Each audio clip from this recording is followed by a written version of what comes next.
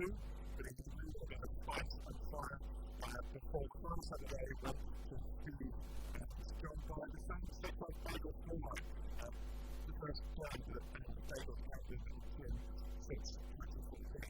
And joining me once again to discuss what we're about to think about our key pundits, experts, and a three-pointers today, Kevin Gilson and Rob Fahey. I'll get straight to it today. Predictions, Kevin. I'm happy the scoreline that we all went with is a voting, and we'll talk about some pretty likely. And I don't think anyone has to predict with two Bagel and 262. Talking about prediction, I say it's going to continue to be back in on the field. I think they're going to win the 3-1 today and take the whole match 5-3 overall. Very quickly, 5-4. This is best in that match.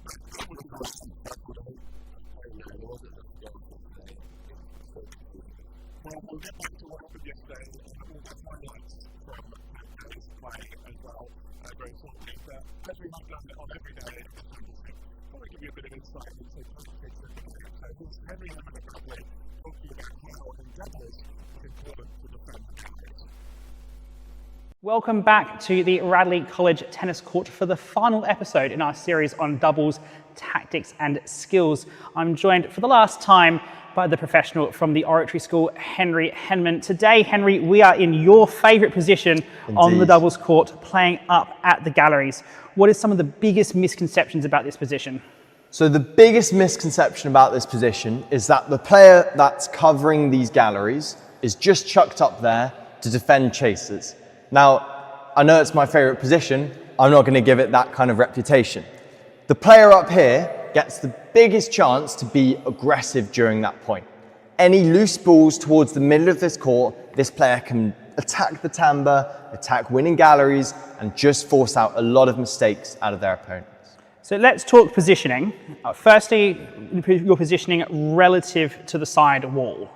So, if I have just served, and I've served a tight serve, the first bit of position we're going to look at is actually a lot deeper.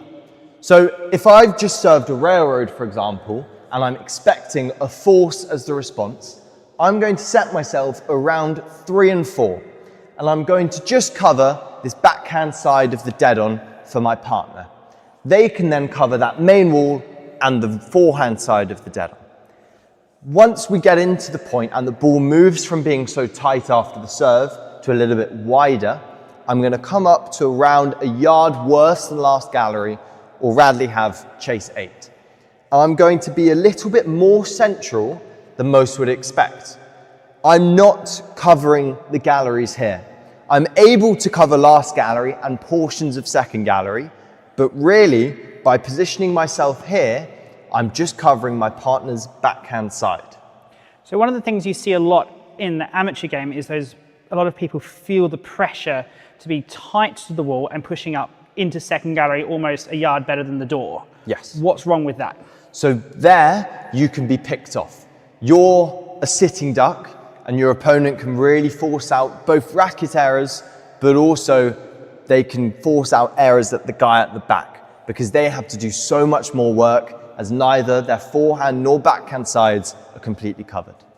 Let's talk technique. Yes. When you're setting up for this ball, how are you going to set up to prepare to receive this ball? So this ball, a lot of the time, will come at quite some pace. So you need to be very minimal with this swing. I like to imagine that this ball has a shot tracer, much like if you're watching golf on TV, a shot tracer follows this ball. And what I do is I'll put my racket behind where this ball's coming and allow all of that shot tracer to pass through. I'm not trying to swing at this ball because then racket errors will occur. If you simply put those strings behind the ball, you cannot make a mistake. So we've talked about being quite central in your positioning when you're in this particular position. How then are you going to cover any balls that go under second gallery, under the last gallery on that battery wall? Great question. So if I'm central in this position, which I want to be, defending my partner's backhand, I won't be able to cover anything that hits around that 8 or a little bit worse under that second gallery on that side wall. My range is probably up to around here. So something on this side wall causes lots of problems should I want to take it. However, I've got a guy behind me who can do that dirty work. So the ball hitting this side wall comes out at an angle that is favourable for this player just to hit a nice simple backhand towards that base of timber. So it's actually a more comfortable shot than you think if both players are switched on. So a lot of shots in real tennis, we talk about rotation. We want to rotate our shoulders in and play through the ball. That's not the case for this shot. No. So we tend to have rotation in most of our shots in this game to generate power. Now, we don't need to generate any power because the ball's coming very quickly and our strings are tight. So a minimal swing, like I said before, is what we do to tackle this pace. And it will give us as much pace as we're ever going to need to get this ball back over the net. So some people think hitting the ball out in front is a great way to stay solid, hitting the middle of those strings and directing the ball towards the base of timber.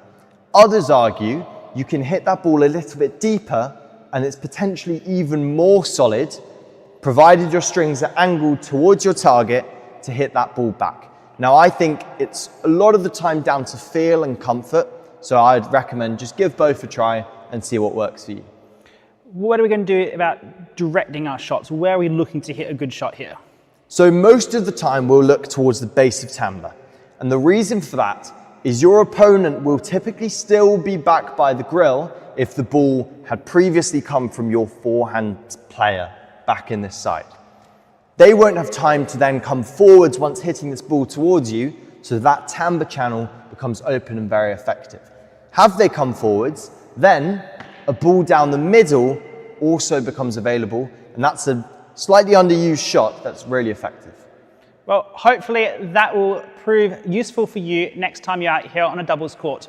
Hopefully you have enjoyed all of these skills and tactics sessions. Now we'll leave you back for the match.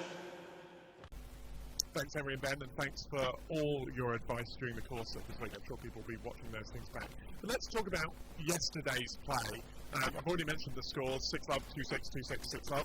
Rob, it was a very strange day to be here, wasn't it? It was quite a bizarre set of tennis. What caught your attention? What was oddest about it? I think it was just the flows of Tim.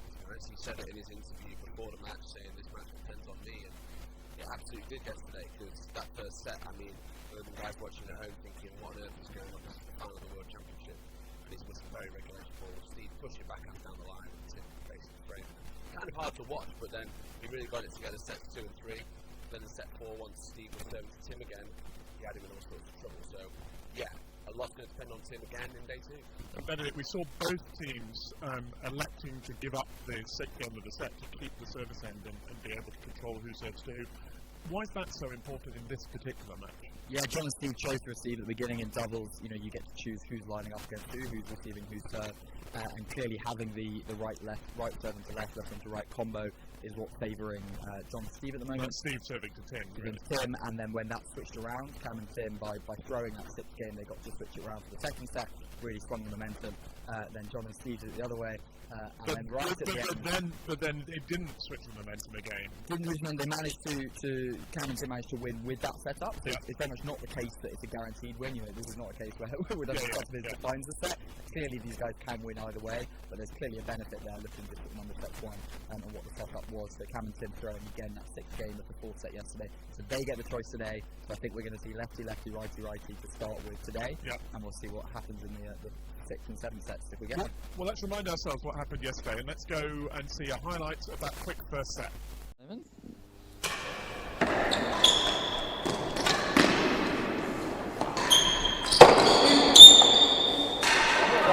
Oh, Stevie!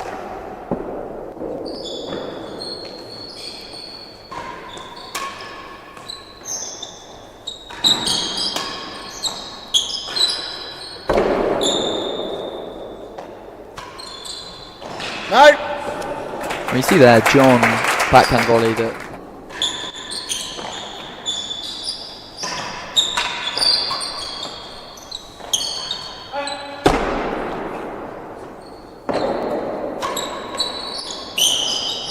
Wow. Yeah, great call from Steve. Oh, Steve pushing it ever so.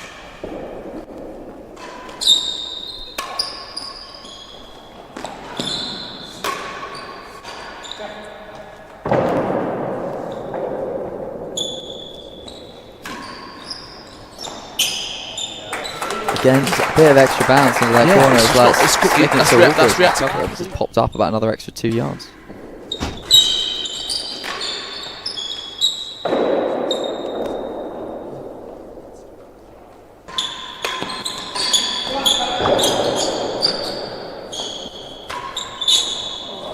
Oh, great hands for both of them. Wow. You can't switch returners. Yeah, I thought so. Long caterpillar. So Trying to get the hazard. John's trying to get a hazard. He's trying to get a hazard. I told you. I thought it. But we said that it was important for John and Steve to come out with lots of bounce. They did that taking less than 20 minutes. What strikes you looking at it now? Absolutely. I mean, we said the going up to those 2 leads back in Chicago really helped them, and they did that yesterday. That whole set was 13 minutes, so we kind of just saw about 10-20% of the whole set just in the highlights. They really executed their game plan. They targeted Tim. There were a few extra balls for those putting his way. But normally you might go Campbell or Grub, but a few more bodies back at him. That was really effective. Anytime they got him playing 4, 5, 6 shots in a row, that can go the areas that went so well. And Rob, it seems to me we saw more errors from all 4 players than we've seen in the semi-finals. Did it feel like that to you? Got you up with all from Russia? Yeah, I just like the ball. Played a bit of a part. I don't think they actually hit it. First practice, yeah. The players will be completely able to play.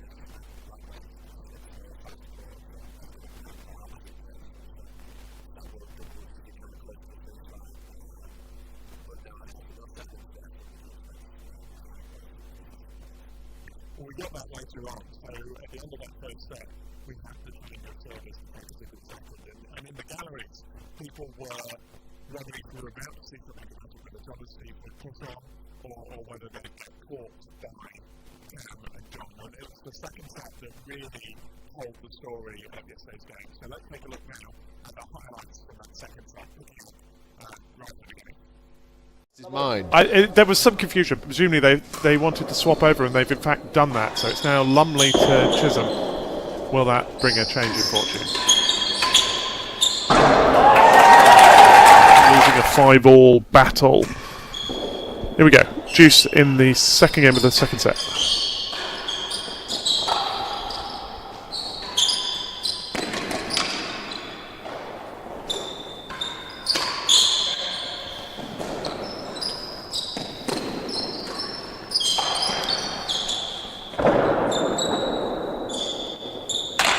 Oh, flush.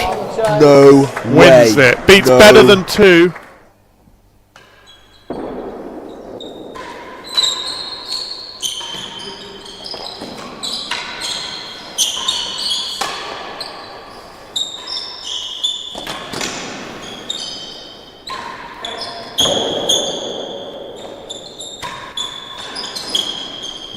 Great defense.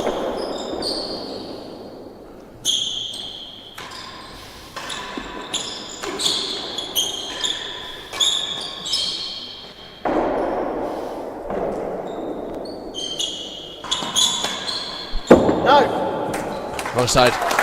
Corey Love.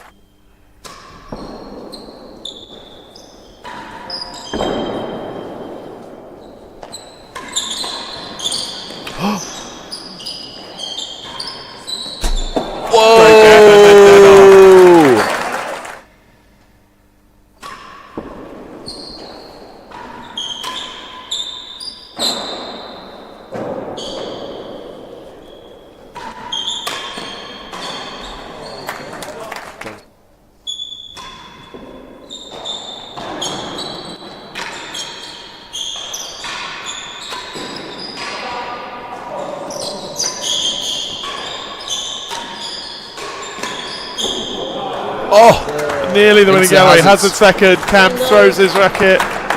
Riley. Can we make that 3-5?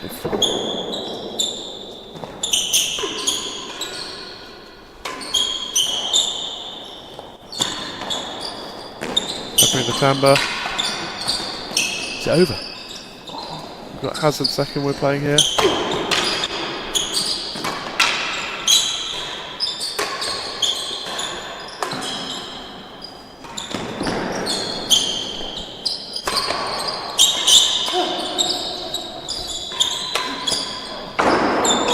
That's the grill. Oh, wow. That's the best point we've seen today, Chris.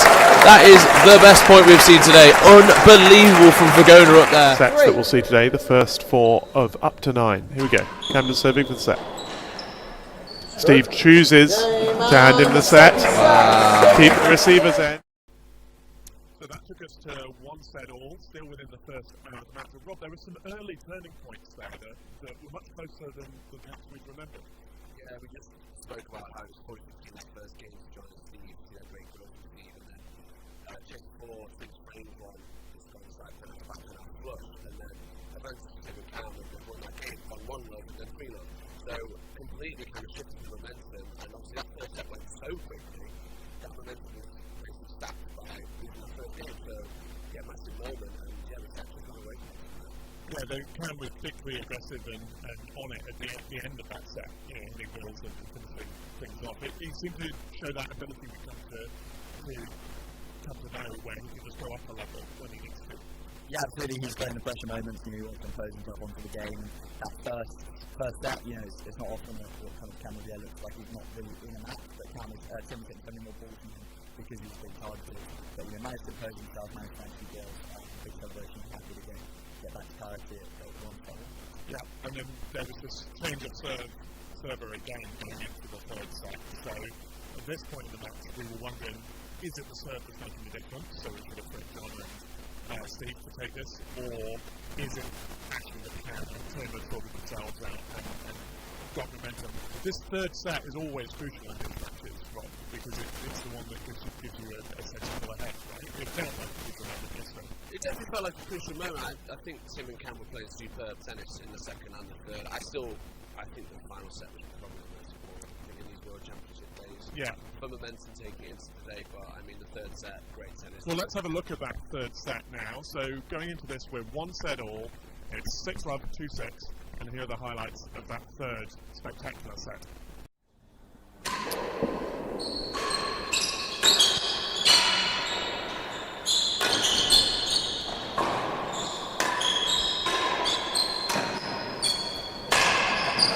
Lovely fade from Tim. And finished off. 30-15. The groan, go around the spectators here, entranced by this. Sets up return.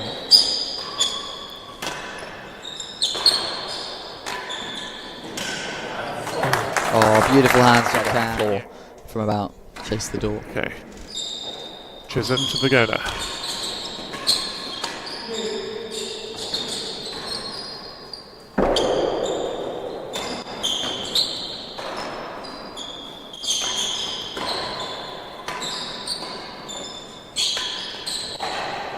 Oh, what a point that is. What a great cross-court volley from almost all the way.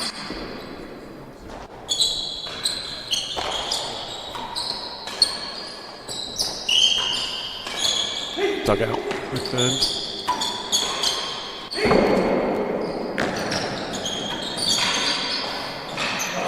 Tim coming across and getting the reward there. 30 love. Yeah.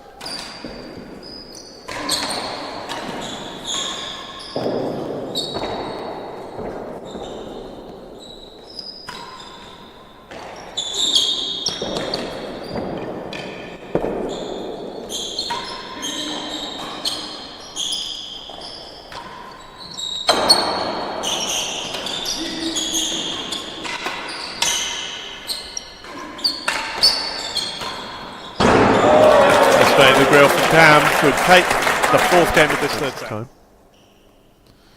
Serves.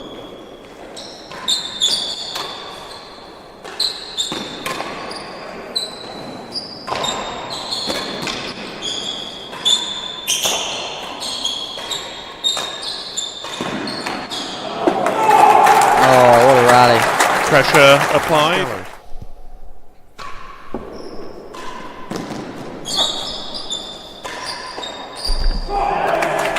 The dead arm, that'll do. That'll be 4-1. any chase for a 3rd time in this game.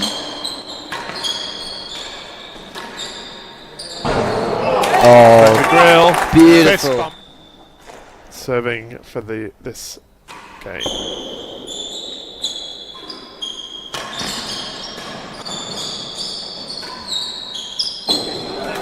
but in the winning gallery, Chasers.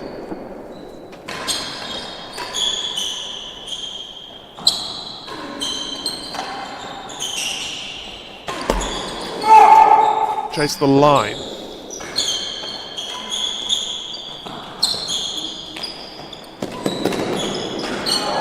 The grill to win the set. Camden stands up at the net and screams at his opponents, at the grill, at the ball, at the court, about pretty much anything in front of him. So that gave Tim and Cam a 2-1 lead in sets. The second successive 6-2 set there. Benedict, what struck you looking back at that day? Yeah, you can really see when Tim kind of feels like he's getting into the match. There was early about 2-1 where he was twice. You know, and he's moving around a lot better. It was almost that moment when Epic and Tim arrived, you know, in the final. His body from then on to look so much stronger. They were kind of sitting down and that he's so good at doing, getting down to sort of final winners. And then him and Pam both started fighting off fights as well. They were kind of winning down and a few girls in that as well. So yeah, they really kind of arrived into that match to change up to shift back then. Momentum, and they were able to keep playing through, keep playing, you know, the tennis they want to play, and looking for them as the only way at that point. Yeah, and while the second seeds, I think in that second set, when they had to go on, this was a pretty dominant. How did the match feel at this point when we got to the end of the third set? I think it was really late for guys to do a little bit. I think they were in down and had to wait for the like credit to take that back to the start. So I think like one of their players in the second what happened before again.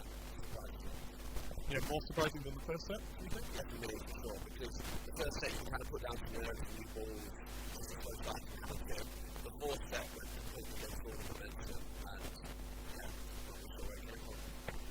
Yeah, I think underdogs often, you know, have a fast start. You see that quite a lot of the times in someone in a lot of sports, you know, they'll come up a bit more freely, but to keep doing it on a full set. Well, let's look at that fourth set now. Here are the highlights of the fourth and final set from yesterday, which surprised everyone here at North Melbourne.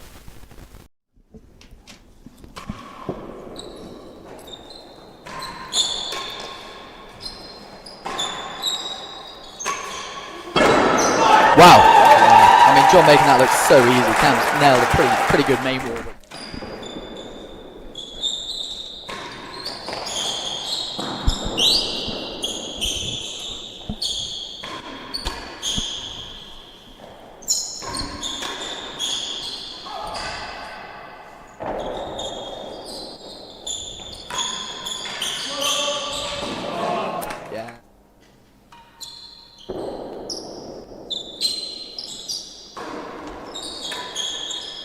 Wow.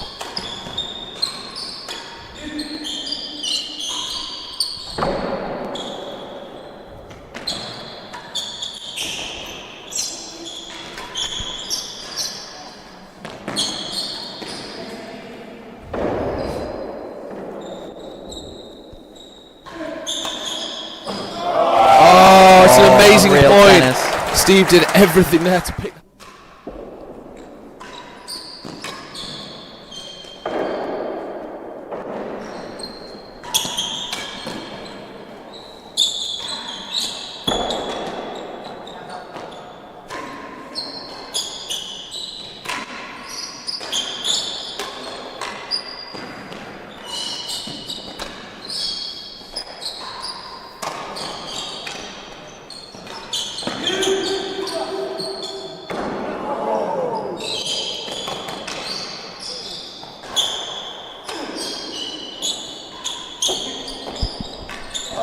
Oh, too good. Wow, lip.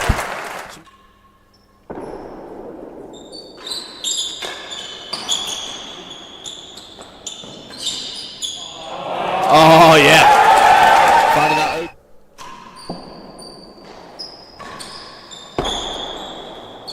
And another.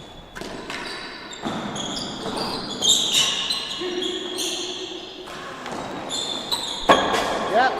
Too good.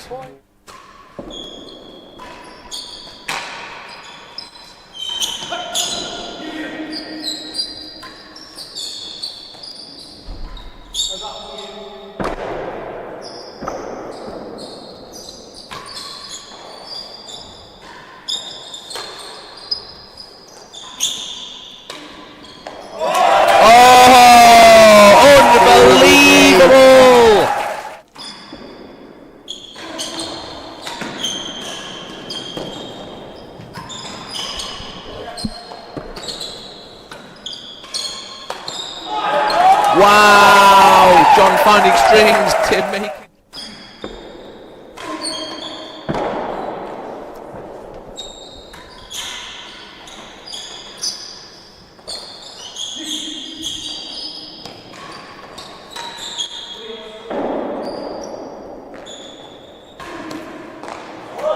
Oh, great choice down the middle from Steve. Long railroad. Camden, of Run course. it away from Tim. Oh, nearly. Catches it. And that is it, ladies and gentlemen. What a day of tennis. We have seen absolutely everything you can see on the court. John and Steve, fifth top. They've ended on a high. Look at that, 2 bagel sets against the world champions. How often does that happen? That was the stunning conclusion to the first day's play of this 9-set match, leaving the score at 2-all and poised coming into this final day, just as it was last time. Simple question, gentlemen. What happened in that 4th set? Why were John and Steve able to put the foot down like that? Yeah, I mean, it was real credit to them that they just kind of kept going. I think, again, they sort of just reset a little bit. They, used the fact they've lost 2 sets, took a bit of a break. I think there was a Steve Virgona bathroom break at the end of the 3rd set, which can just break a little bit of momentum. So they kind of came back firing. It looked like they kind of went back a little bit, almost to plan A. They just started finding Tim a little bit more, and they found a few targets. It's small margins in these games, and there was a really, really big game at 2-love down. They were 40-love down, so it kind of would have been pulled back to 2-1. Yeah. They pulled that one back with a few quick points. They managed to win after about 5 deuces. Massive psychological win, and then ran away with the set from that. So, Rob, talking to a few of the spectators here, there was a feeling that maybe Tim was managing his energy, that maybe they didn't mind losing that set. But I know, talking to you, that's not what you thought was going on. No, there's no way they would never give up a set like that. I mean, naturally at 5-love, when they're tapping balls into the net just to maintain the hazard end, it's not a great look, and it looks like they kind of throw the towel in. That wasn't the case. I know Cam and Tim were trying to win that set. Fahey always talks about in his World Championship winning that final set of the day. He almost always did, I think. He always possibly did. Always did, yeah. Yeah, one of them. Let us know in the comments. Yeah, and so why not do that as well? And the 3-1 lead would have been amazing for those guys. They weren't able to pull it off, and yeah, credit to John and Steve. And 2-all the same score as last time, where we saw Cam and Tim pull away on day 2. Rob, how different do you think this second day is? They weren't practiced overnight, but they've rested, they've thought about things. Do you think we'll see new things coming out, or is it same game plan and attack? It'll be a pretty similar game plan. I think the players are going to be a lot more comfortable on the court with the balls. They're going to be slightly older, slightly slower, and I think that they'll be used to the tempo. I think they've got the nerves out of the way on that first day, and yeah, it's pretty much just a best of 5 shootout. So yes, it doesn't count. It's just a best of 5, like an open. So yeah, simple. Yeah, that's true. We're down to it's only an open left, so that makes sense. And it's John and Steve serving, of course, to Cam and Tim, who chose to keep the hazard end. So presumably we'll see them set up with Cam receiving what? John's? No. Which way round do you think? Cam was hitting Steve, that's what favoured them the best, was when it was left to left, right to right. So I think they'll set up like that. That was definitely gave them a bit of an edge. As we say, both pairs can win with both combos, but they're gonna want that one with the edge. Tim and Cam do not get bageled. They've been bageled 3 times in their entire career together until yesterday. So we are absolutely into new realms here. It is a best of 5 shootout, but a best of 5 shootout with 4 sets already in all of their legs. So that could come into play as well as the match goes on. And so the predictions we did at the start, you were disagreeing slightly about who's going to, absolutely disagreeing about who's going to come out on top. So let's do that. So give me a reason, Bennett, why John and Steve are going to win. Yeah, I think they've just been chasing these guys for so long. They've been in the ascendancy, last 3 finals, and they've seen these guys at the top of the game. Steve's won this multiple times before. John has really cemented himself as the second best player in the world behind Camden in the singles game. And they've just been coming, and it kind of really finally sort of reached the pinnacle, kind of pulled over at Chicago in the US Open, where they managed to finally get that victory. So they know they can do this. They're going to have that belief, and I think in terms of fitness, I think they have got the advantage there. And so across a match where they played 4 sets already, I think that's going to come to the fore. They had such a great game plan they executed early on and towards the end of yesterday, and I think they're going to manage to do it again today. But we shall see. Go on then, Rob, give us the case for the defence. Why are the reigning champions going to still be the champions at the end of today? I just don't think you play against Camden. He's a great champion. He's been there, he's done it. He's going to have the eyes when it comes to those big moments. I have to say, watching him walk in just a few minutes ago, I've never seen a man more relaxed turning up at a tennis club, including people who play handicap singles on a Monday morning. He's a winner. He's a winner. Yeah. And he's won this so many times. And look, a lot depends on Tim, and I back him. I back his composure to kind of carry him over the line. I think it's going to be close, and I think they're going to have some bad moments, but yeah, you've got to back Camden. Yesterday we talked about the importance of the first set of the match, of getting away fast and putting a marker down. I presume that's equally true today, even though it's really the fifth set of the match. It's going to really matter who wins this first set. I think it'll matter. I think also in a best of 5 you can kind of write off that first set as well. So yeah, it will for sure, but it'll be an interesting indicator these first couple of games, see what the level's like out there, and we'll know straight away as spectators, kind of see who's playing well. Because it'll probably be similar style of play to yesterday, but what's the execution going to be like? We've got the players beginning their knock-up now, which is great. Full crowd in a game today. It's interesting, listening to you talk about it. Makes a real difference in my head, at least, whether you think of this as the fifth set of a 9-set match or the first set of a 5-set match. Like, that sense of a new beginning, given that it's draw yesterday, sort of doesn't matter. Yeah, I mean, you can have such changes in momentum when you separate across 2 days. You know, we saw Camden come from 4-love down to win 5-4 in a final of these, so you can have such a different day. I think what's great about the 2-all score is that both these pairs can win from any scoreline today. There's not going to be a point where it's done and dusted, you know, in early doors, and even with a 2-set, you know, leads, the other pair's still going to be in this. So that's what's going to be great, I think, today, is that right to the wire could go either way. Great. Well, it's time for you two to go and get in position. So, Benedict Yorston, Rob Fahey, thank you for joining me on these preview shows. Go settle in behind the grill, and we'll look forward to the action that's coming. It's been a pleasure. Let's enjoy this 20-minute warm-up. Yeah, the rest of us make do with 3 balls each, but it's more serious for these guys on court. Interesting atmosphere here today. There are plenty of tennis people socialising and hanging out, which is part of the game. It's a full crowd. It's not quite the sunny days that we had earlier in the week. What we've got instead is overcast. It's slightly cooler, but I don't think it will affect the temperature on court. Thought it was worth going through the stats for day one as we continue to watch the warm-up and the World Championship doubles reaches its climax in a few minutes. We've already said, of course, the score was 2 sets all. We're more or less equal on targets, 3 winning galleries apiece from day one, 4 grills, and 4-3 Denner from Camden, and Tim just taking the edge over John and Steve.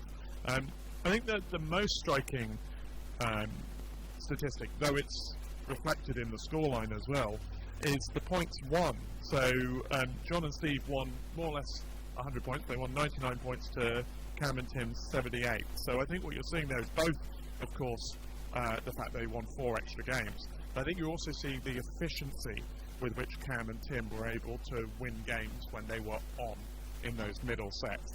They weren't hanging around, and particularly towards the end of the second set and into the third, it was pretty brutal, leading to what co-commentator Rob Fahey described as a serious shift of momentum. And I think you would have got long odds from anyone in the crowd on a 2-all scoreline after that third set. Service we've talked a lot about, of course, both players acting and behaving as if it really matters who serves who. That's certainly the feeling on court and in the galleries here. But it was John and Steve who served more on day one, 129 to 98. So John and Steve, when they managed to get the service end, hanging on to it, serving more, reflecting that higher total of points won. And in fact, they won more or less 2/3 of their serves, compared to 56% from Cam and Tim. So it's from the service end that when John and Steve are on top, that they are really able to push forward.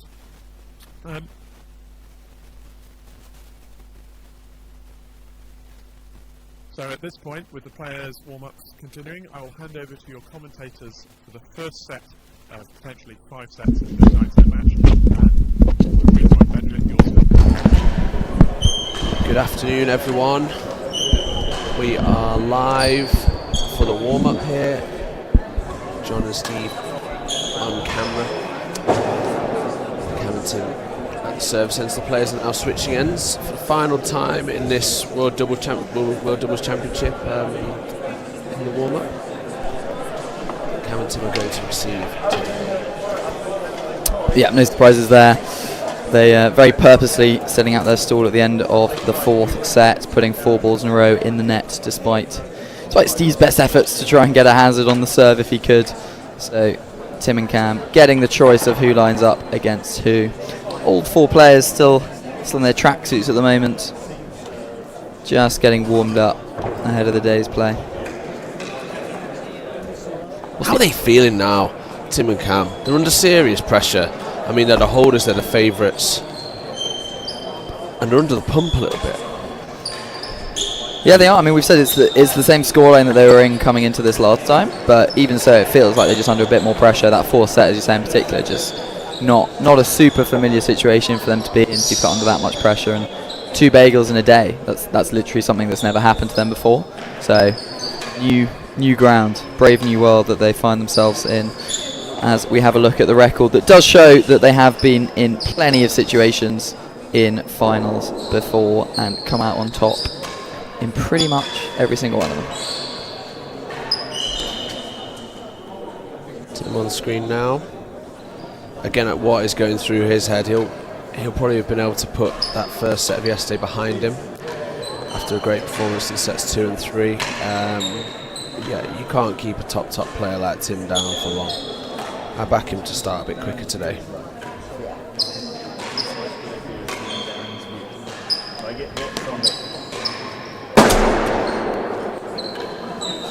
She won all those world championships in doubles. Won the first one in 2001.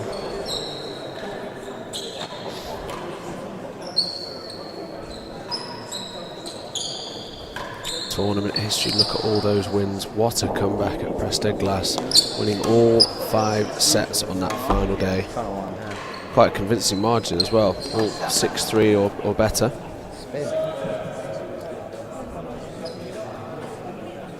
I imagine we'll get John and Steve on shot pretty soon. John bidding to be only the 2nd British player to win the World Doubles Championship, which is a quite extraordinary record considering it's been going for 25 years. Only 1 British player has ever won it, and just 1 time. Yeah, absolutely. We're a little bit underrepresented there, given the number of courts that we got. And players as well. John looking to right that wrong today.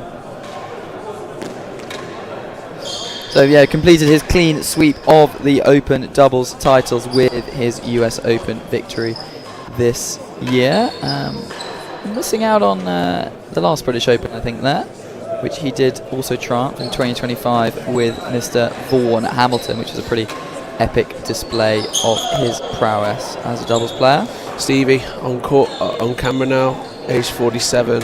He's been in this position before. I mean, what a kind of season this has been for him, completing the Grand Slam in September by winning the French, and then to cap it off winning another World Doubles Championship in his 5th decade. Absolutely pretty incredible. Yeah, it would be. Yeah, because he hasn't won one in his 40s. It would be incredible. His last win was 2015. Added the US Open doubles there, added the Aussie Open as well. Frankly, the British, what could have been potentially him and John could have won that one as well if but he was out with a broken wrist. All the more impressive that completing a French Open career Grand Slam in singles was that he won the last game or so with a broken wrist. It turned out in hindsight, so great resilience to finish off that one. As we see their recent form. Someone's just whacked a force there in the warm-up. Pretty friendly stuff. Probably from the hazards. So as we can see here, that last World Doubles Champs in Chicago, we were at 2 sets all at this same stage before the number 1 seeds ran off with it 3 sets to love. Prevailing sentiment is that Cam and Tim were just a lot better on that second day, and actually John and Steve had more chances on the first day. Yeah. They could have been 4-love, and I think that's kind of how that tournament is reviewed, with a bit of revisionist history. So yeah, again, I don't think the tail of the tape was the same this time around. I think Camden was slightly better into sets 2 and 3. Yeah, I mean, I think the margins of the sets kind of showed that no one really kind of missed any major chances yesterday. There wasn't kind of a 5-all with set points going both ways that we've had in some of the semi-finals this week, it was very much a kind of game of two halves in a way. Just one of the halves was split between the first and the fourth. So yeah, no kind of missed chances, but we could get that today if we get to a 4 or a 5-all. There could be a real match-defining set with some key moments. So we have got the 2 best doubles players in the world and the 4th and the 6th as well. Tim climbing up those rankings, pretty impressive thing to be doing at his age, to actually be gaining on. I think he's probably going to overtake Ben after this, so he'll go to world number 5. Really? Well, he's only about 1,000 behind. Yeah. This is it. One last piece of the puzzle to fit in. One more exam. We've had 16 sets of scintillating tennis so far. How many more do we have to come? Will it be 3, 4 or 5? It all depends on how today goes. A reminder, it's a best of 9 set match. It's first to 5. The players each have 2 already. So it's who can win 3 sets today first, as we see number 1 ranked marker in the world, Neil Mackenzie, rolled as assistant marker from the dead on today. He'll be calling some faults, might be assisting on the odd chase as well.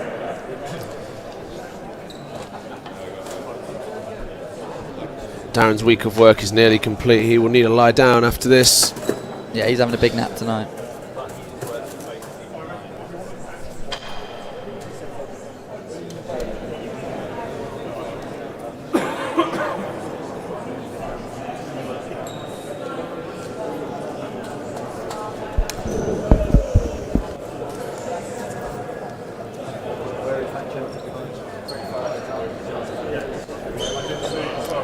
So as Darren gets ready to announce the players, let us know where you're watching from. We're in the hundreds on the viewer count already. Great to see so many people tuning in to watch the culmination of this fantastic World Doubles Championships. Let us know where you're watching from.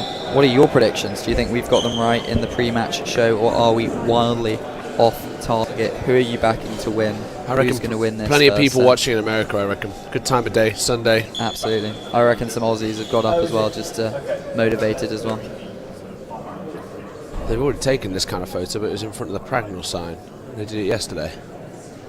Obviously, Tim Edwards hungry for more snaps. All looking sharp. Wonder how long before Tim's tracksuit trousers come off. Give it a couple of games.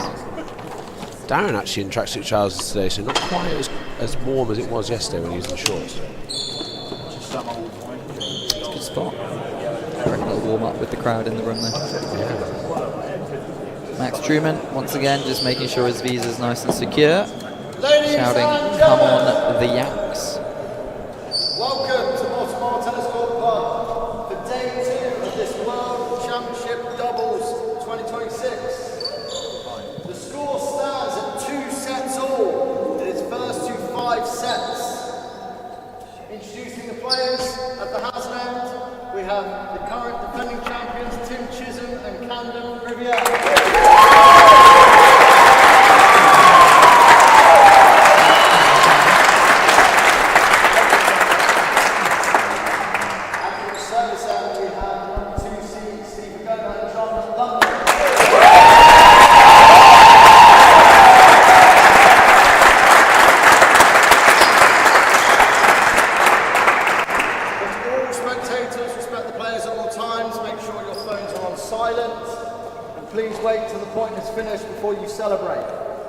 Best of luck. Serving, please. John Lumley.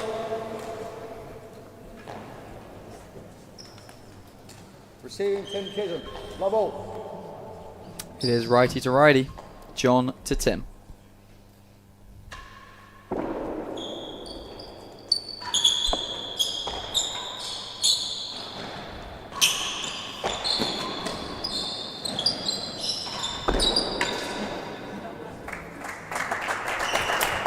John might have thought up a few new serves today to try and counteract the fact that he knew he was setting up with the serve pairing he wasn't wanting.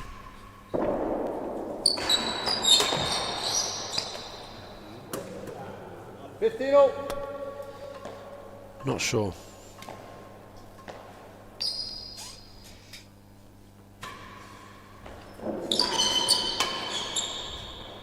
Thank you. Tim got an extra few mile an hour on that return of serve already. Interesting.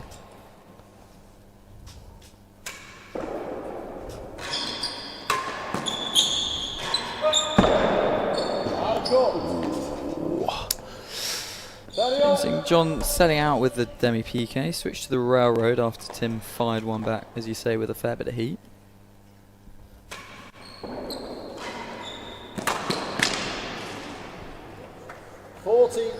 That demi PK does grip a lot off the floor and the back wall if you can get it deep. I mean, Tim's obviously taken that early. I think John's serving the demi pretty short. That's a cracking serve. That is a great serve. That's a cracking serve. I think we'll see him persevere with that one if he can get that kind of effect on a It's just hard to hit perfect sort of every pancake time, style isn't it? underarm twist. Really getting that to rip down. And switch back.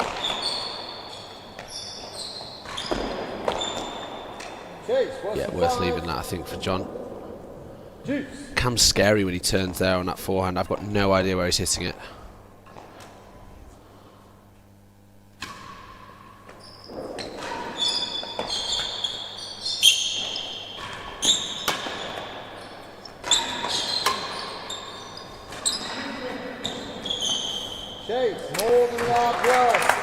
Good reach from Cam to get that one back. I mean, no surprise to see John going back to the serve that had got him a clean ace earlier in the game. So nice, finely poised at Juice in the first game. Worse than 5, more than yard worse than last. Interesting early direction on those shots from Cam. So we've seen him get kind of two or three easy balls in that grill corner. He's gone cross court twice, driving for the nick, hitting that doubles line that Henry Hemmond talked about, and then he's gone straighter towards John. So mixing it up already.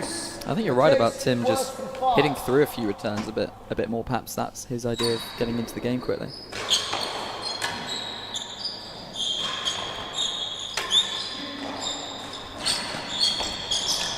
Lost it. Hard luck from John. Advantage to the servers, chase more than a yard worse from the last gallery.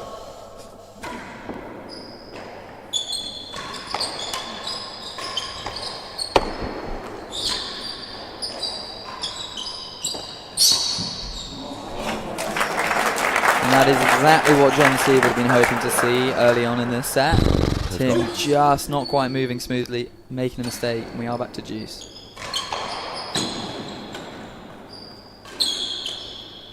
Chase, better than the last gallery.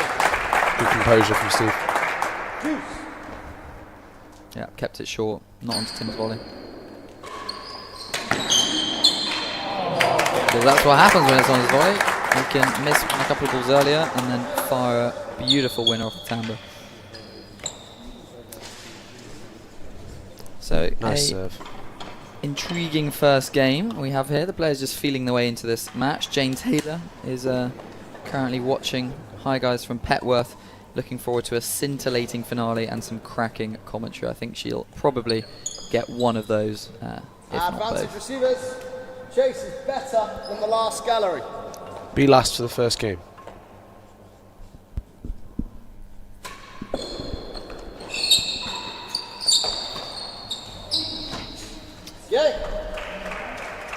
And they get it. Slightly awkward ball there, just dipping over the net.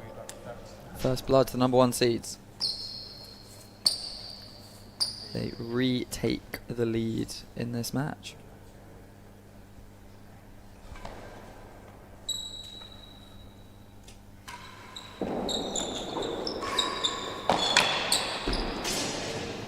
How big's that nick been today? We've seen 2 or 3 low back walls which just haven't gone anywhere. Yeah, a few already.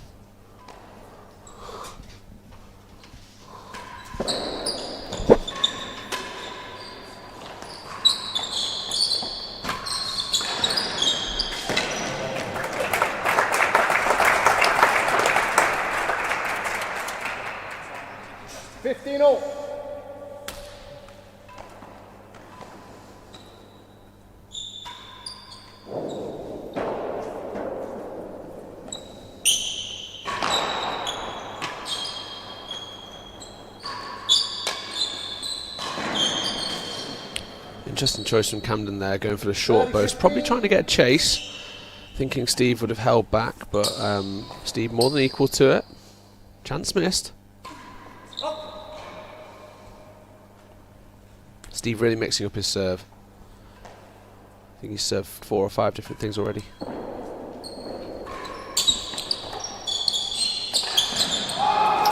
Yeah, John as well. I mean, when he was sent to Tim, you had the demi PK, you had Railroad, we had a couple of variations on one twist. So perhaps a bit of a tactic they've gone for, try and keep the world champs guessing.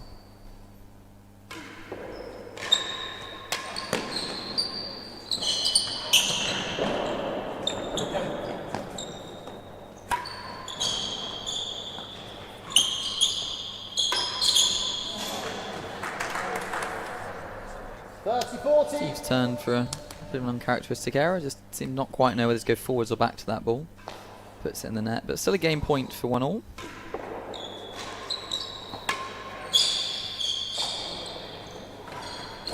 Second gallery. And a good find of second by Tim. So yeah, not yet got kind of any flowing rallies really. All their way back into the slightly game of errors at the moment. All the players have been pretty loose actually from the service end. Yeah.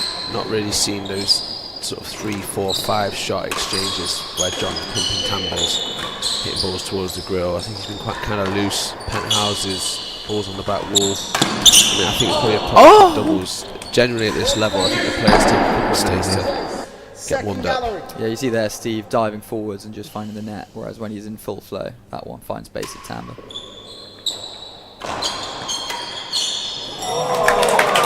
It's A1. That's absolutely A1 tennis from Tim. Brilliant. Lovely little 1-2 on the serve, keep it tight, get the boast, volley in the winning gallery.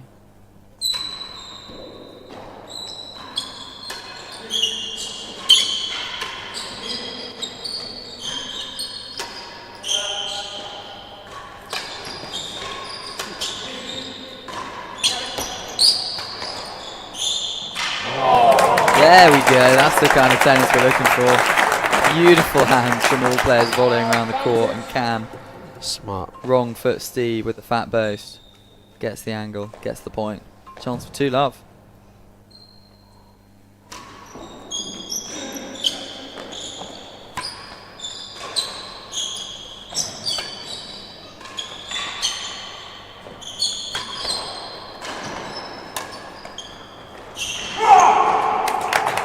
Almost finds another winning gallery to add to the tally. Does enough, keeps it tight. Wow, they've stolen that from 40-15. That error from Steve in the forehand corner. You won't want to see that again. Yeah. It's cost him big time. 2-love. Game. Speedy start.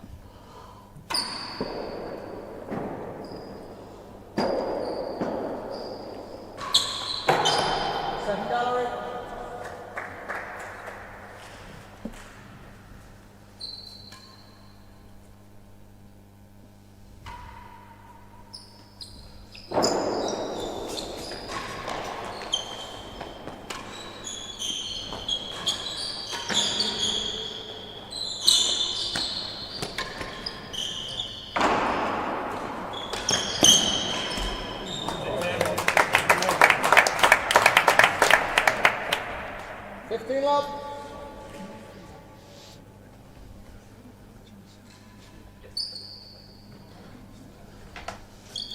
Tim playing much better today. He started a lot faster than they did the other day, which is great signs for the All-American pair.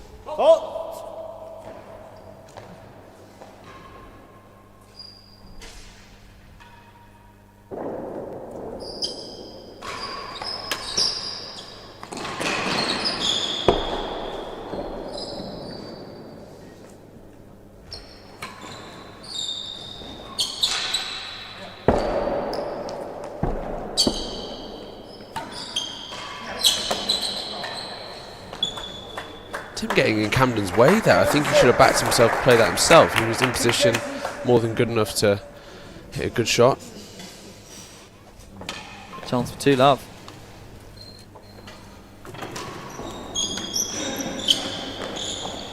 Really intriguing start this. Benedict, when you mentioned Camden wrong footing Steve, I think he was actually just looking to make Steve play a backhand at all costs.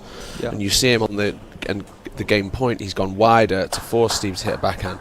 So with that doubles line, obviously Steve's got the forehand in the middle, as does John. You'll see probably Camden going wider towards the timbre or wider towards the winning gallery wall. I thought it was a smart play. Yeah, kind of the opposite of going down the middle when it's the other way around, right? And John's on winning gallery and Steve's at the ground. Almost a great angle from John, but finds the net. Better than 6.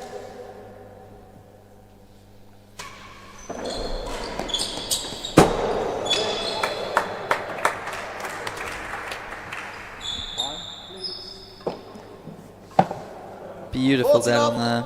And it is a chance for 3 love. Big chance. They've been good value for it as well. Been good value for it. I think they've played the better tennis so far.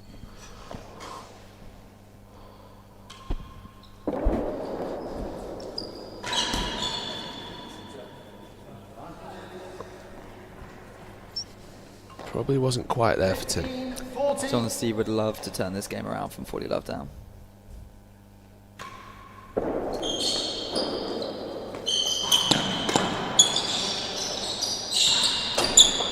Great option. Tim yesterday was brilliant at hitting that door first gallery pocket, so not necessarily hitting second because Steve's right up there covering. I think in the last World Doubles actually Steve didn't push high up enough. Camden and Tim from memory were just able to hit last gallery like far more easily than they are now. I think it's been a tactical shift from John and Steve for Steve to push much further up. That's why you see Tim hitting door first. Tim yesterday was brilliant at hitting that. You can see him dive up there and cover second so well then. But you're never really going to be able to cover first in the door, so. I mean, I get all this stuff like at tournaments, patter from John. That's what he said to me. Looking good, no? Looking good.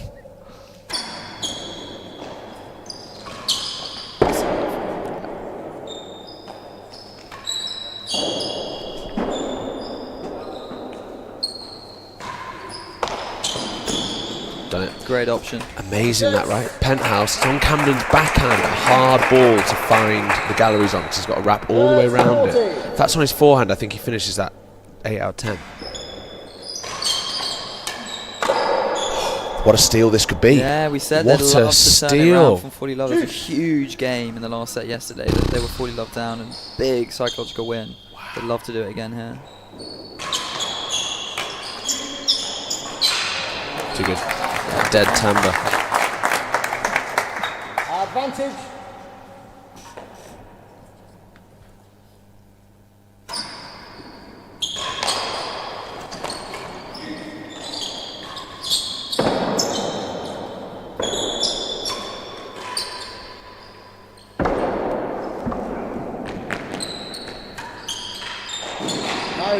Oh, it's goal. That's rolled. That's rolled. Great ball from Tim. As we said, when it's the other way round, the backhands are both in the middle of the court, so it's a great option going in between them. Lovely little finish. Wow. In every set, has there been a 3-love scoreline in this match? You might be right.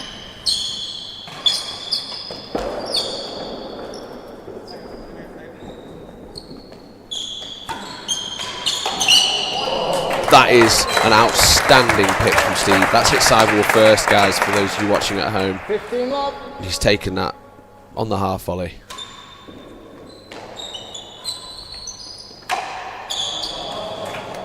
Smart shot. That's it up. Here we go. John and Steve needing this game really to stay in this set. No, wrong side. 15-30. Darren does have a bit of a habit of ducking into the court rather than out of it. He's a small man, he'll be fine. A little element of danger there.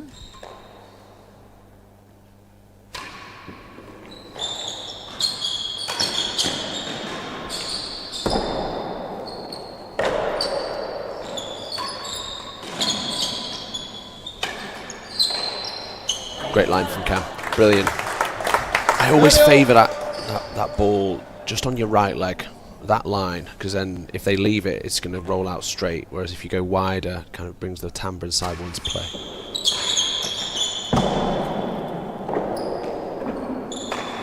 Well, that was tight. 40-30. How they would love to get on the board here, Ben.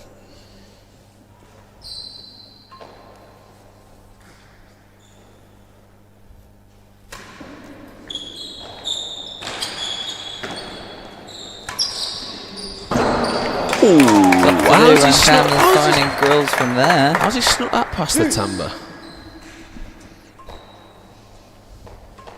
Great shot from Cam.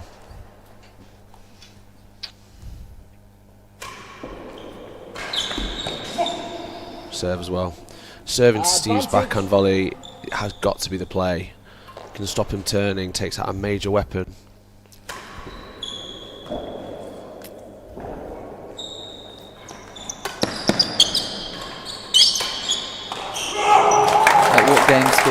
see Steve and John starting to put balls in the net from the receiving Not end. now, not now. They've just got to get some surely. momentum, get on the board. I mean, fine. if they give up a bagel, that's just not a good look. Not good, never won that.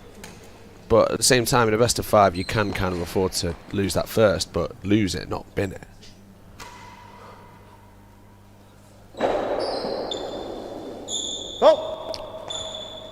Camden Tim have looked superb here.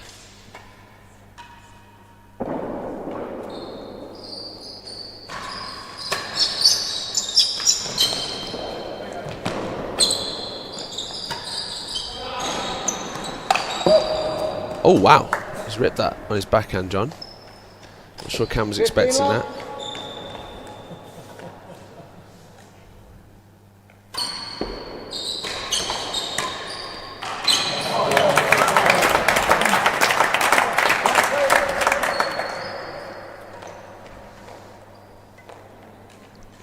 It's 15 all.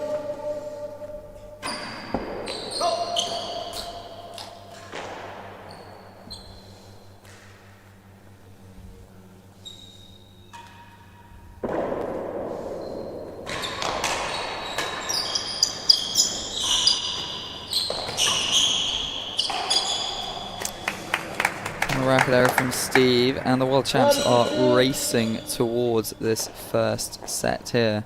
They've just really managed to stick down that service end.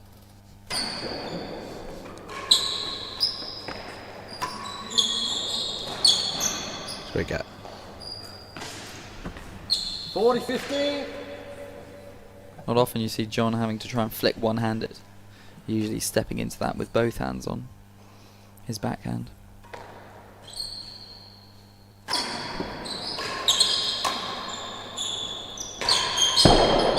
Going all the way over. No. Right then, Ben, what are they going to do? That's the game. Eyes peeled, guys. Could be 4 in a row on the net. What are we going to see? That's 5 games still up. I think they're chatting about it. They've got the discussion now. Yeah. See, if I'm Cam now, I'm firing one quick. Long, Before they've even long thought railroad. about it. Get the Yeah, hazard yeah, one. yeah. Get the hazard one. Steve's smiling. Yeah. And again. I don't think Steve and John have been terrible this set. They've just been way off the pace. Like And they missed their couple of chances. Camden and Tim been superb. Oh, good catch. Good hands from Steve. How's that? What's he going to try? Oh, he's not even letting him have it. He's giving the double faults. Wow, okay. That's the wrong call. It's 15:30, Darren. Come on. Wakey, wakey. 30, sorry. He can't keep score. Good catch. 40-15. Last one. What's he going to do? Big serve. Bizarre look. Oh, A bizarre There is the game and the set. So it is a third bagel of the match.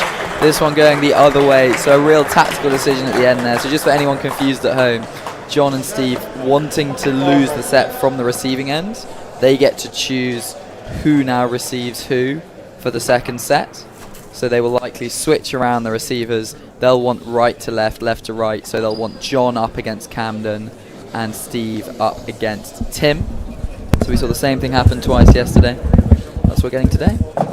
As Mr. Rob Schenkman is going to hand over his mic to Chris Lintott. No, he isn't. He's still on. I'm going to hand my mic over to Mr. Chris Lintott, who's going to join Rob for the second set. Well, hello everyone. That was fast, frenetic, and possibly decisive, I think. There was that point early in that fifth set where John and Steve had a chance to get the second game. They were 40-15 up. They couldn't get it over the line. Steve missed that half volley, didn't he? He did. Yeah, reminiscent. We were talking earlier about that third set yesterday where they had chances, second set rather, yesterday where they had chances early and lost them.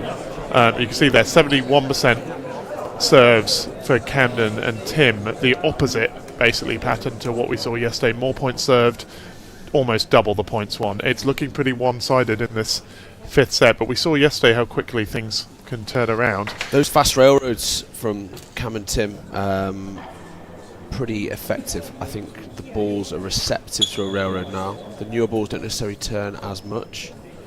Cam and Tim both firing in railroads. I mean, lots of errors though, Chris. Yeah, I was going to say that again. It's taking the players a little while to settle down into the game. But the game's played at a frenetic pace. It's not just that the ball's moving fast. People are dodging around the court. It feels very unstable, really. Camden's the only player who's looked at home today. Yeah. I think he's been the difference. Yeah, he certainly has. I was very struck as well. Tim and Cam looked very relaxed early on. Even when there were a couple of early mistakes, they were laughing and joking about it. So they've settled better. Here we go. Set number 6.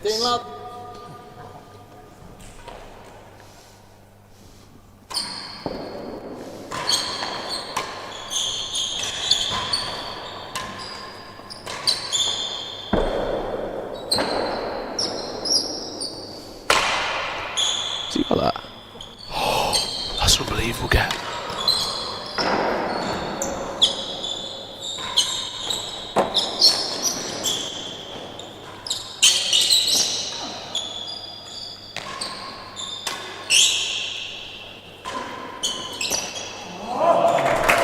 That is one of the best backwall bows to receive from Camden. He barely had a millimetre of space there. Yeah, he just took his time, got it, but it ends up with a chase for the receiving pair, who are 15 love down.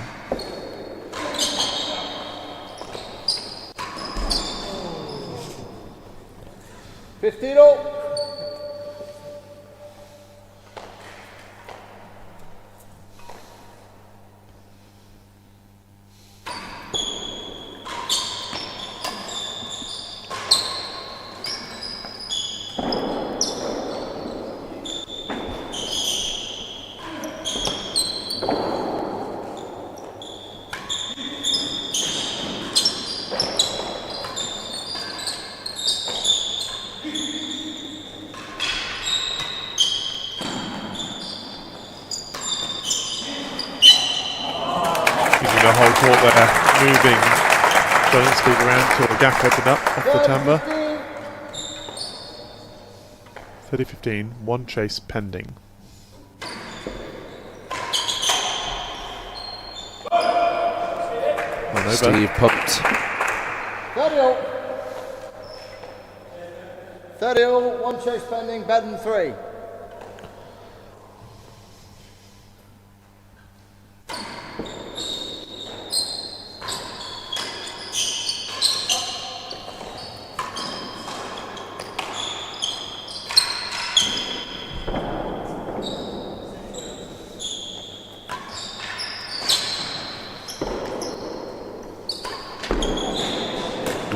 Straight to the net. I think the tactical things I'm noticing, we've now seen 5 sets. Camden and Tim have made a real effort to go down the middle in attack. So they haven't hit balls to John and Steve's volley. Also, I don't know necessarily how important That's the wrong call. It's 15:30, the Darren. receiving serve and Wakey, serving wakey. serve changes are. I think it's You can't keep score. raised by someone on text. It's actually your positioning on the second Last and one. third What's he going to shot. do? Right. Everyone Big can serve. return a railroad or serve a railroad. It's but what happens next that it's what matters. happens next, and if you're not comfortable in the rallies, that's why it's all going. Big point here. Going wrong. 40-30, John and Steve still looking for their first game of the day. Chase better than 3.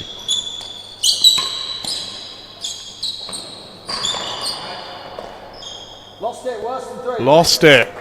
They needed that, didn't they, They Chris? did. Yeah, needed that. and you can hear the crowd here at Morton Morrell respond. I think most of the crowd have picked a side for today. As this man is serving. Oh, he's done well.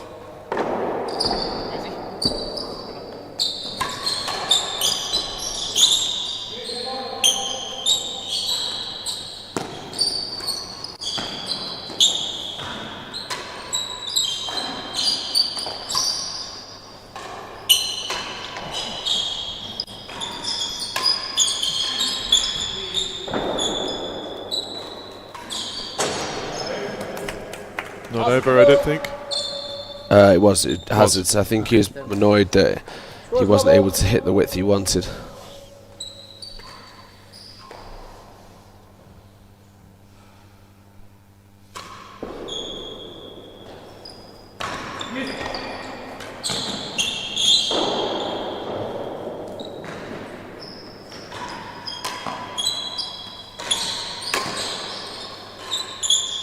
Second gallery. And Well played. it's interesting that tactical point you made about the receiving serve, where you were saying it was about setting up for the next point. You can see it in how Cam and Tim are playing in general in the rallies. If there's an easier shot, Tim comes across to take it, so that Cam's position for whatever's coming back, using their different strengths separately. I mean, this World Championship is definitely going to be remembered because of the amount of bagel sets. Indeed, this World Championship, I mean, who knew how key it was, these serving combinations, to these 4 players? That's right, I'm and not probably sure, only to these 4. I'm not sure I'd be that bothered. Like, I'd probably be more worried about my errors on the 6th shot. Do you know what I mean? Right, exactly. Hello, Kate Villiers. Here we go. That's a good ball from John.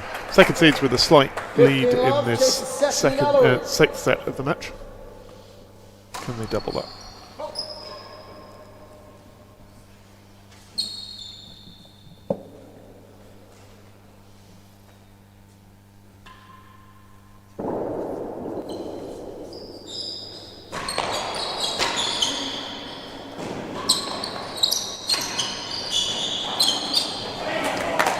Ooh, a little half chance for Stevie there. Had his chance. 15 Bounced up. Error made.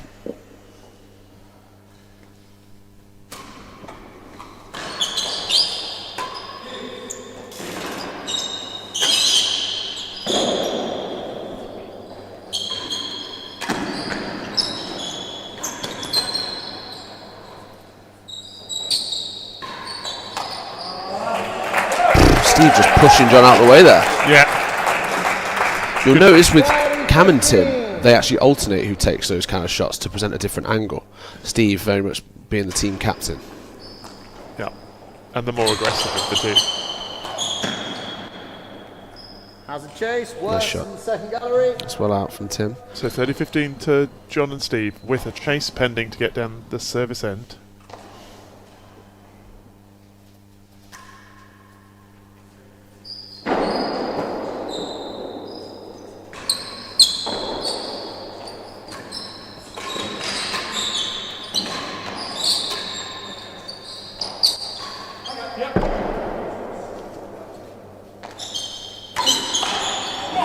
He's so good on that ball. Yeah. Hits that ball hard with the winning gallery than everyone else. 30 all. 30 all. Big point. Big point. Oh.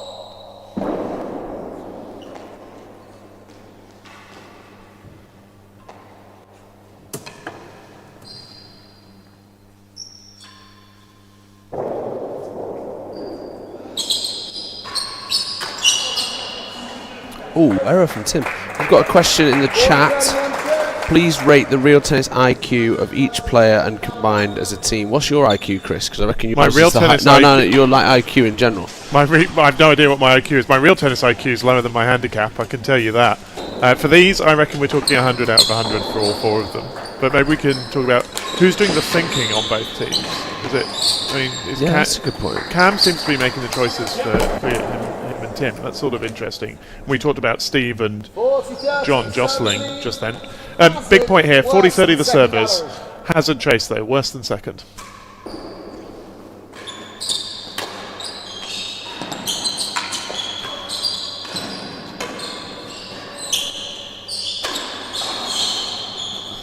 Oh well.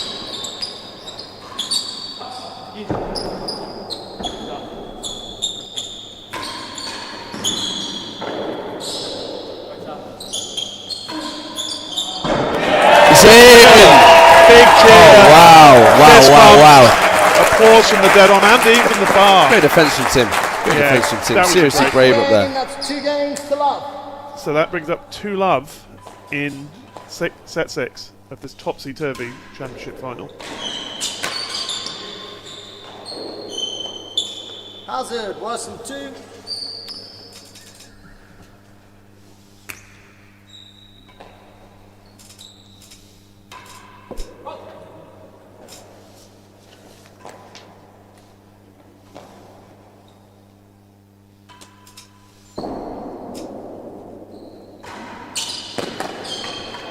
Lovely short cut volley from Tim. First bounce around 6 yards. That's really Change of tricky. pace. Yeah, you can't leave that to the back wall. Won't get there.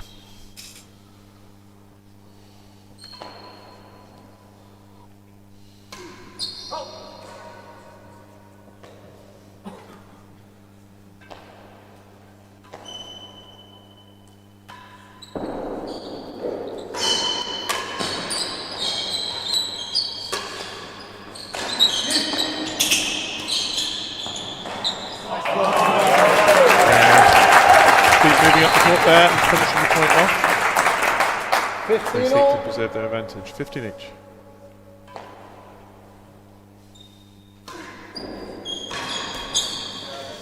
Service from Steve. 30-15. That's the serve that caused Tim problems at the start of yesterday. 196 people watching. Hello to all of you.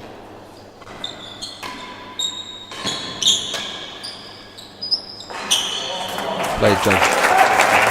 Finding Tim. It's just, the momentum swings have been mad. Yeah, they're just Honestly, thinking John and Steve have settled in here, haven't they? They're looking much more confident. He's so good on that ball. Yeah. Hits that ball hard with the They're on the aggressive side of things. Here's that rally where Steve was thumping balls at Tim. Yep. The one by his face was amazing. But you can also see how much of this court Camden's covering, coming right across to the service line there. Oh, we've just missed Tim's return there. So 40-15 the receivers. Worse than 2. This for a 3-love lead in the 6th set. Hazard worse than 2.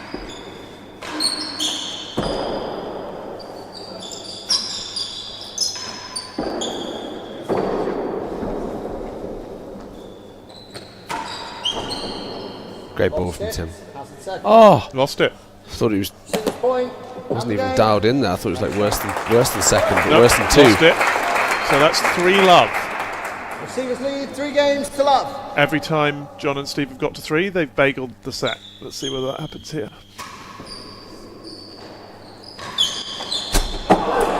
Slotted. Looking up, and you can hear the crowd getting behind this pair now.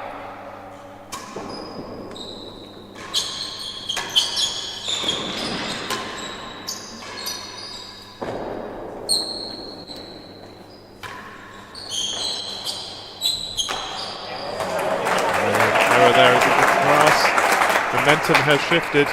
30 love.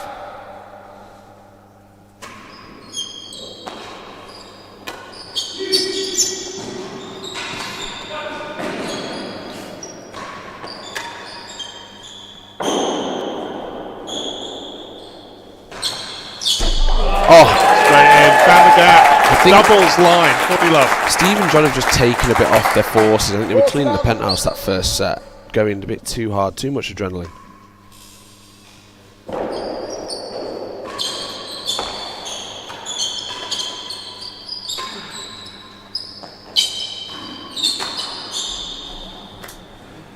Chris, It's all draining away, 4 love. are Steve and John going to try and retain the hazard? I was just thinking the game within the game begins now.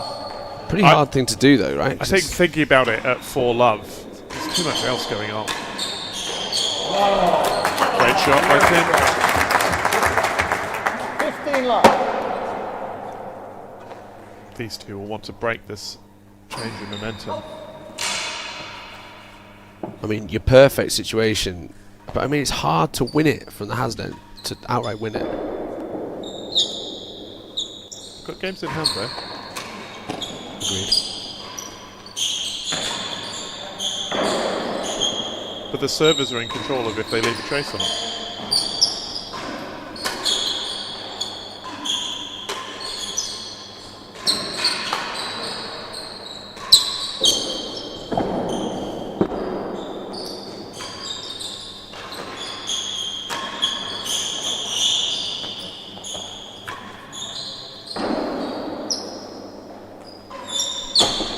Played, Steve. That's the question about whether they're trying to stay down the hazard end or not. I think you've got to prioritise runs on the board, really. Get that set Yeah. 15 love. and figure it out, Camden right? and Someone's going to have to figure it out eventually. Yes, we can't keep swapping like this. We will eventually run out of sets.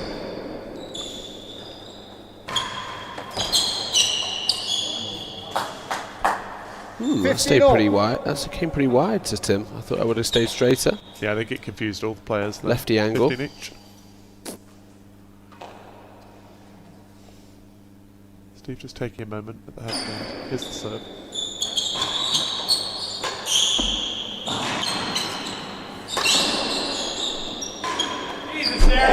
Oh, whoa! What a ball from Steve Virgona. That is exceptional. You're right about him finding the pace. These aren't pinging in as fast as some of the ones on day one, but he's found the perfect angle there. 15.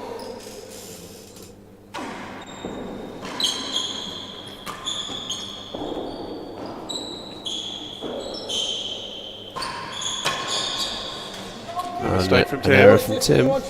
Head down. Shadow bats the shot. And we are a point away from 5 love to the number 2 seeds. Camden not too happy with a not-up call, I think, on Steve's return of serve, just watching it back. But nonetheless, that finish from Steve was absolutely magnificent. Yeah, Again, like 60-70% pace. More accurate and better. That's right, and not on the penthouse, so keep it. Oh, whoa! What a... Wrong with the not up call. I don't know if we've got a replay of that at some point, but I didn't see anything worrying. Chase the first gallery. Okay, so the server's here with a first gallery chase and a chance to go 5 love up in the 6th set.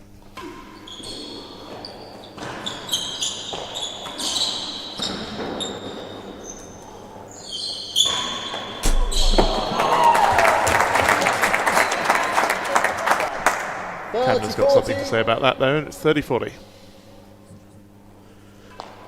Deliberate hazard? Maybe. Hazard chase. Did you call it? Do you think that was deliberate? It was certainly left by Cam. I don't think Steve would have hit that particular backhand, 'cause I mean, Cam could have still run up and Yeah. hit it somewhere else, but it looked like he feathered it in. I mean, yeah, it's just very strange, isn't it? The whole thing's pretty strange. I mean, it's showing the complexity and tactics. I mean, great control on that volley from Steve. Good control, because that was coming quick. Okay, so 30-40 with a long hazard chase here. I mean, John and Steve still have to win the game. They've got a chance to do so right now.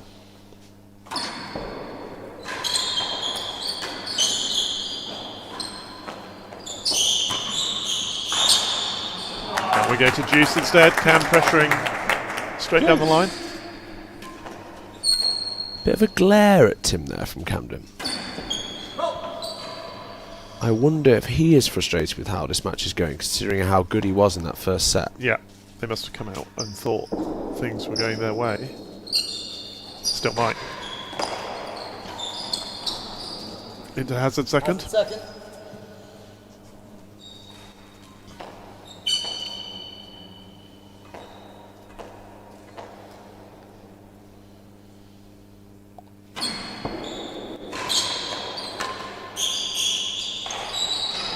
Pretty tricky, that was curling in. We're in the bizarre situation. We've got this sort of game within a game going on for control of the hazard end, in case we go into another set and they want to switch servers again. But we're also in the middle of a live and tricky, that was important curling set. in. Still give Cam and Tim a 4-2 lead in the match, or bring John and Steve back into it. Rob, what's going on? If Cam and Tim can get on the board, wouldn't stun me to see it go too far. Have them pull back. Yep. If they can show some of that form from the first set. So pressure on John and Steve now for me. Oh, Darren flustered here. Hazard second gallery. The other thing you can see there is how fast this match is proceeding. In the semi-finals we saw 40-minute games, even 40-minute sets, an hour set. Here, there, all short, and this is still under 20 minutes. Oh.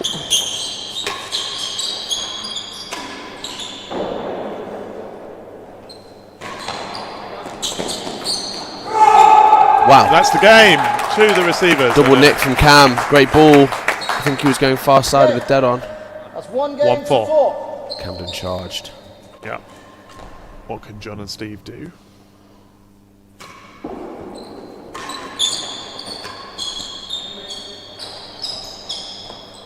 So Hazard hazard worse than trace. 2. Camden does have this ability to press the turbo button and lock in for a few games. He's got to use that now.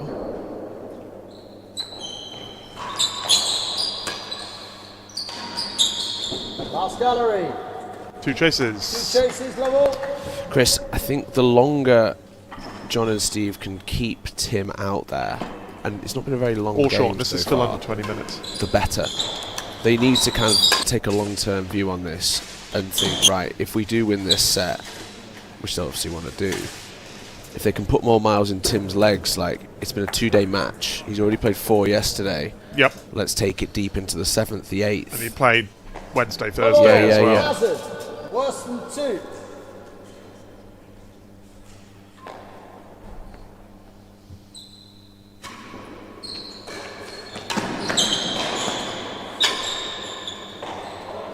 Losing it?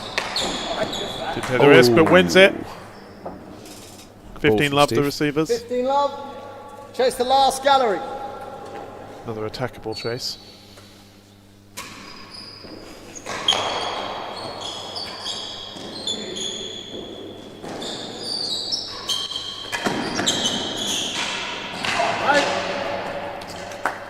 That was down, 15 all.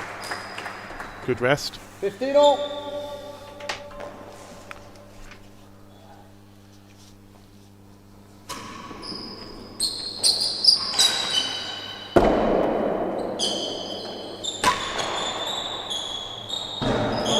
He's done it again! He's done it again. It's getting to the point where that shot must be deliberate. I'm naming that. That's the coup de Riviere. 30-15. It would help to have a left hand to do it, though, wouldn't it? It's hard on that backhand. That's why I never hit it. So, 30-15 the servers. Bit of tactical chat. Maybe don't do trick shots again. Here we go.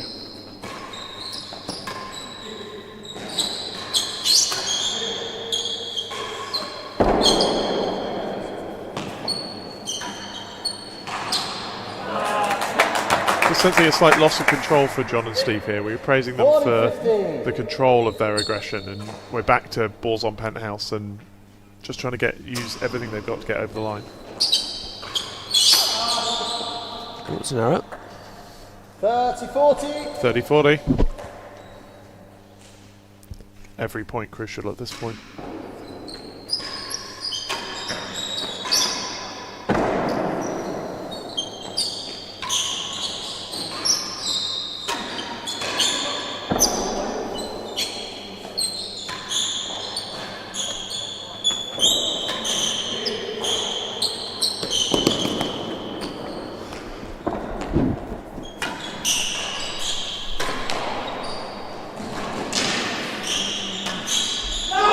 The rally of the match so far.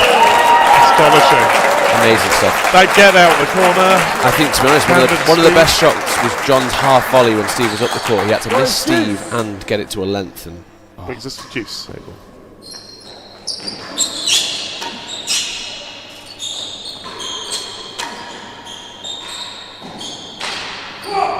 too good, too good.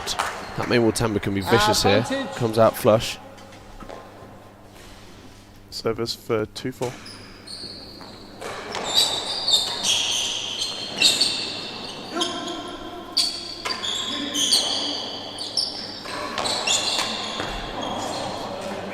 Camden into the net. Juice. I almost think, Chris, we were talking about real tennis IQ. I mean, John and Steve have kind of confused themselves, I think, this set now. Well, nothing confusing about that. But it's all very reactionary. It is. It's like they're desperate to get the points, get the games on the board. It's not.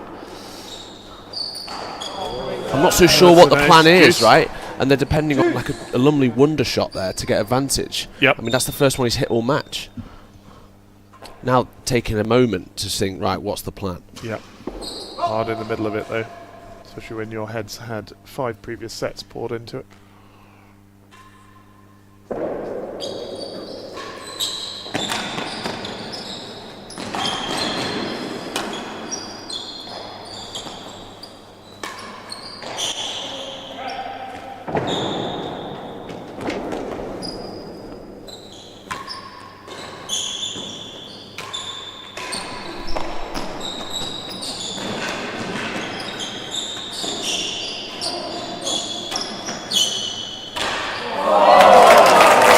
Great rest. Camden covering the miles up and down the court. Most of that brings up a vantage point. I thought Steve had done it when he lobbed Cam there off the timber. Oh, this game's huge, Chris.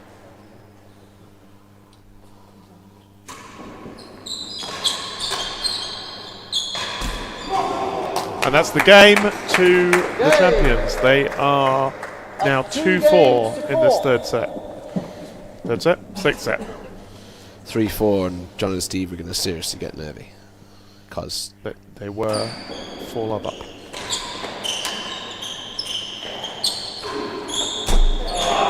Fall of 40-15 at this. Well, they're 15-love up now. Steve's trademark. Maybe we're dead on. Yep. I think they're stronger. They're trying to do it from the hazard end, it feels. Yeah, as you say, it's just added an extra layer of things to think about, confusion. But that's 30-love. He's going to have to back it up. Every point here raises the stakes.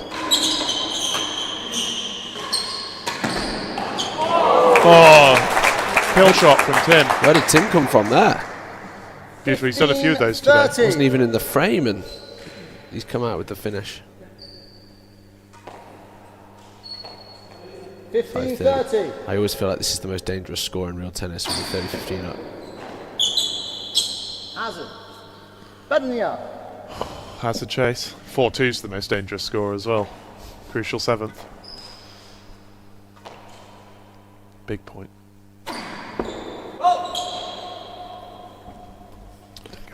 Tim with plenty of juice in that railroad. Again, that's going to add to kind of the stamina factor.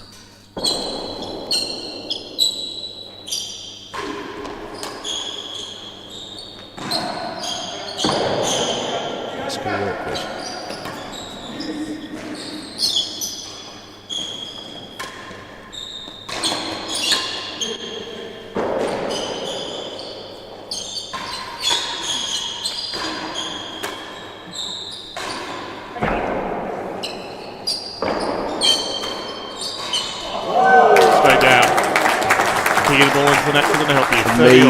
Amazing gets from Riviere and Chisholm. I mean, wasn't sure who was hitting that ball off the penthouse there, but Camden quick enough to push it into the timber. John and Steve perhaps have lost the fluidity. They're sort of getting in each other's way very slightly. 30-all, one chase.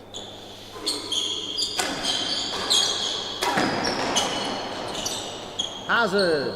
And a hazard. Tim, though, comfortable coming across and attacking those volleys. With aggression we haven't really seen.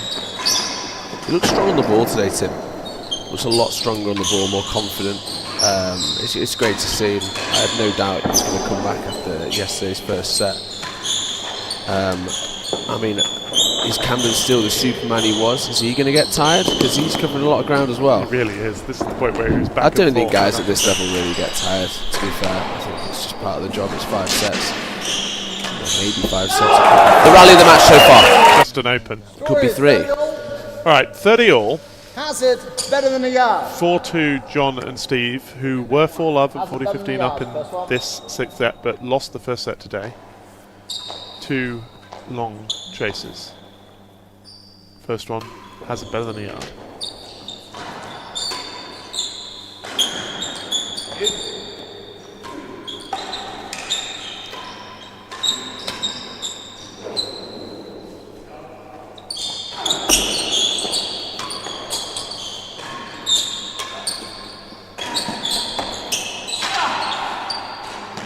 Has he got that? He got it.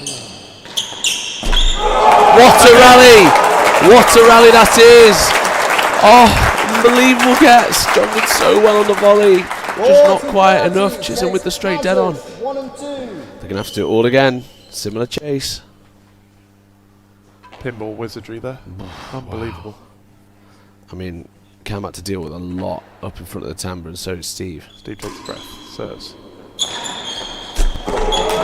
Straight in. That's the game. That's the game. Great And hit from from 4-love, we are at 3-4. 4. It's hard not to feel the championship is on the line. Virgona Lumley 30-love up in that game as well.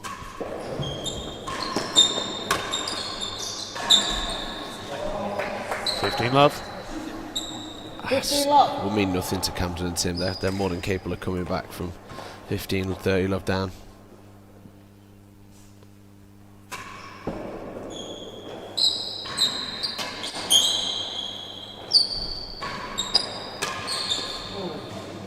all. We're starting to see some serious level here. 15 This has been all. an awesome set of tennis.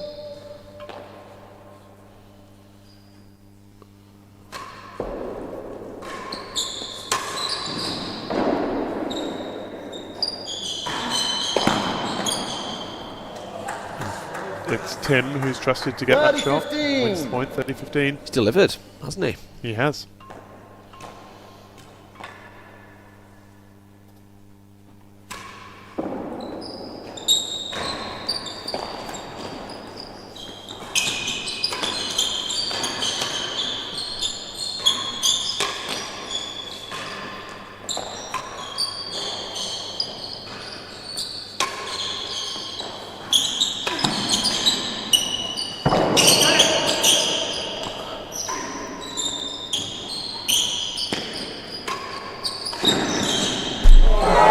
I'm not sure the stream does justice how quick some of those balls are going.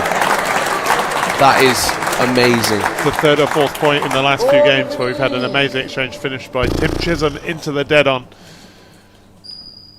Points here for 4-all.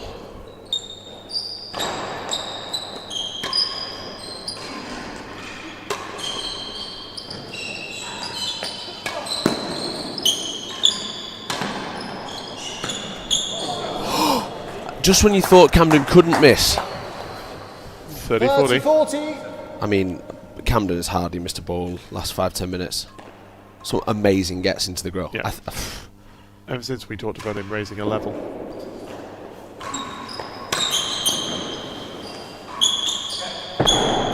Chance for Steve. And another. Oh!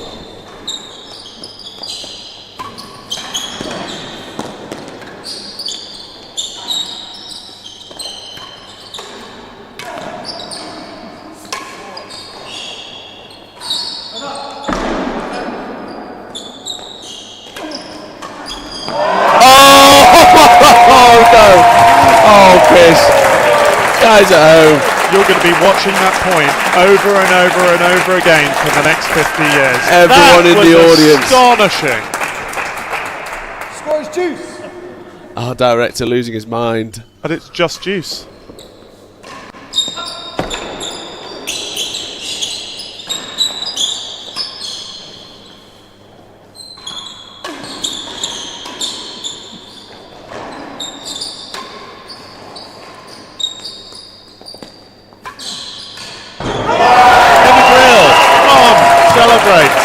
The athleticism from John and Camden here. I think John at the back has been an absolute rock to continually thump straight forehand volleys. This for a 5-3 lead.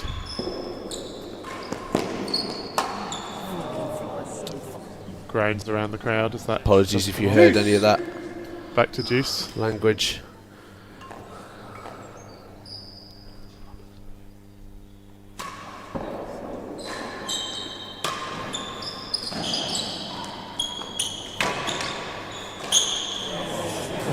Another chance. They last had chances to go to 5 at 4-2. It's now 4-3. Again, they were 4-love and 40-15 up.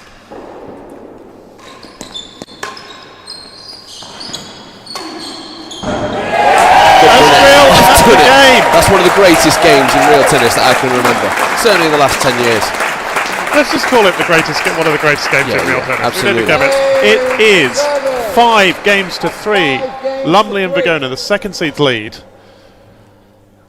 Serving now to make it 3-all. I tell you what, there's no chance that Tim and Camden are going to give up this game for free. Hazard, worse in the yard. And you heard Steve there, let's say quietly reflecting that he would have preferred to stay at the service end.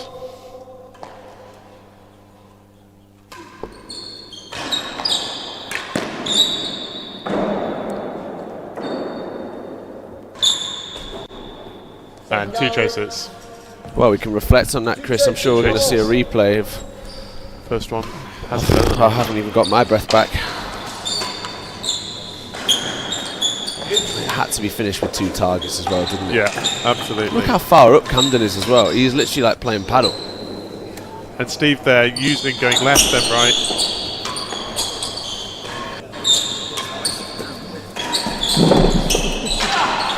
Oh, that's the get. Has he got that? He got it.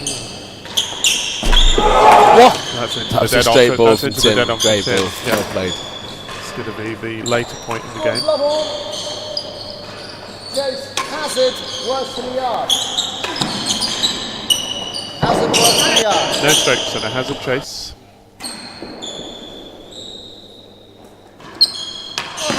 Oh, the spin caught Steve out and It's a Tim. slower ball than expected. Chase the second gallery. Tafera. Second gal.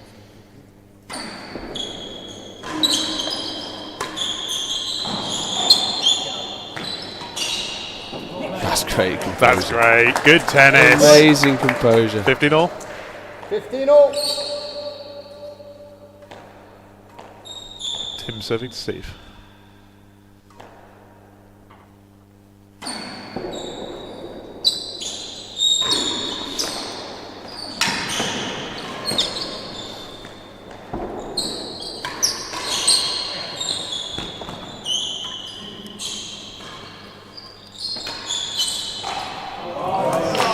That served Tim. it something off the back, didn't it? Great ball Whizzed from around. Tim. 30-15. 30-15.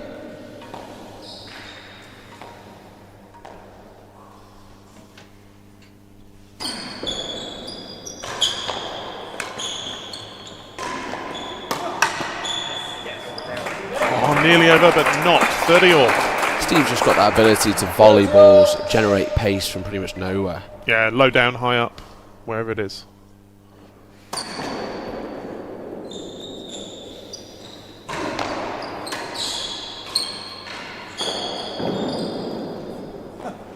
You lads? I thought you were supposed to stay on the court, but we'll forgive that.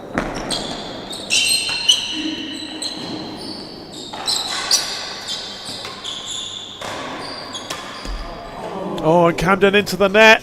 And that brings up a first set point for Lumley and Virgona. Yeah, I thought you had to have 1 foot on the court at all times, Yeah, Chris. luckily they lost the point, so we don't have to talk about it anymore. This is big.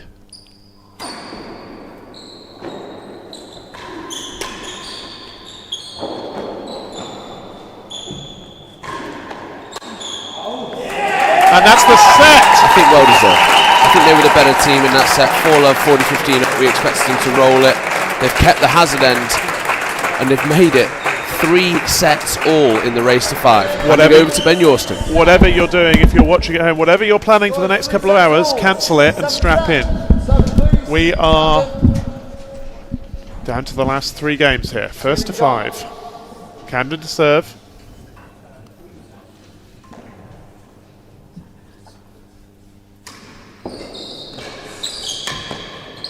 John to receive. Just off the top of the net there. 15 love. How are you, Benedict? Calm? I mean, wow, that's one of the greatest sets of tennis I think I've ever seen.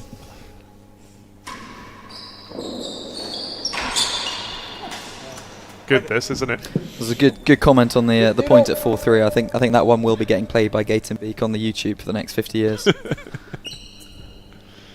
Unreal stuff. There's a YouTube video that's called something like "The Greatest Real Tennis You'll Ever See," which Needs is an edit, needs an update. Needs an update. So I mean, as much as Steve and John sort of let that set slip a little bit, the end result is that they won it from the receiving end. After which all of that, was looking a little tricky at one point. So, yeah, you know, in an outcome world, they'll be happy with that. in an outcome world, that's what we're living in.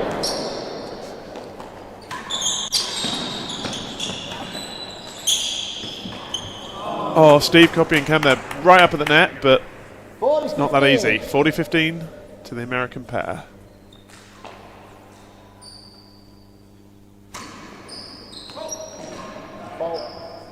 Short on the floor anyway.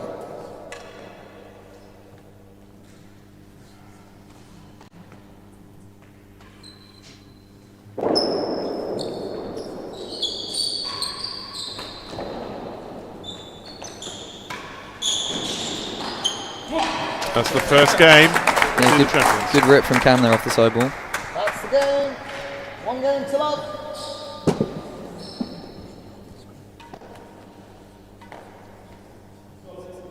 One game to love.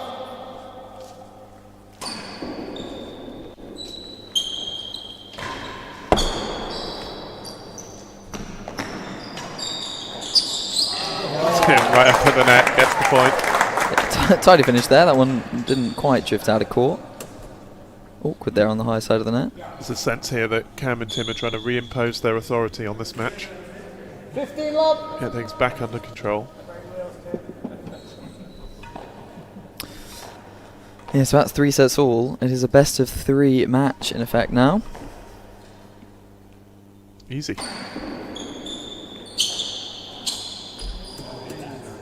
Mistake from Steve, 30 love. Yeah, good serve, keeping it tight to the sidewall, not letting Steve turn on it.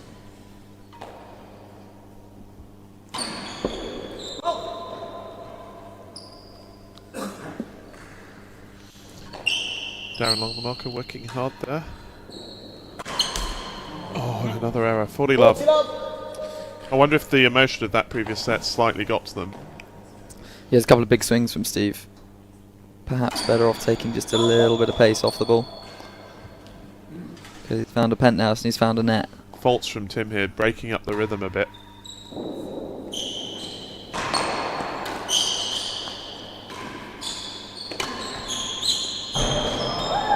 And a grill. 2 love. Yeah. That's gone very fast, hasn't it? Speedy start for Cam and Tim. That's what they wanted after that set. I mean, you know, they really got back into that last set, so as much as they didn't manage to take it from the deficit they were facing, they have really got momentum back with them, I think. Late fault call there from Darren.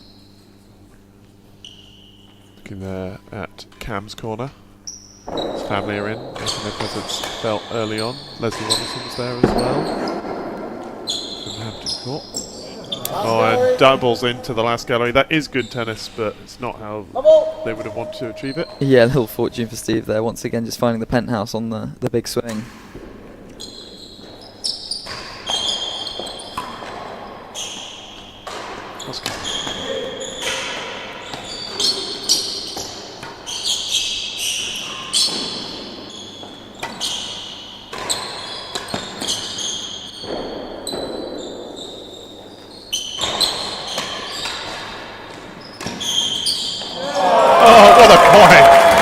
What tennis. I mean, just a beautiful display of the prowess of both these players that are the reigning world champs. Camden diving across the court, reading the boast, volleying it back, and then Tim just dabbing it into the winning gallery with a beautifully clean backhand volley. Beautiful. 15 love, the servers. They are the world number ones for a reason.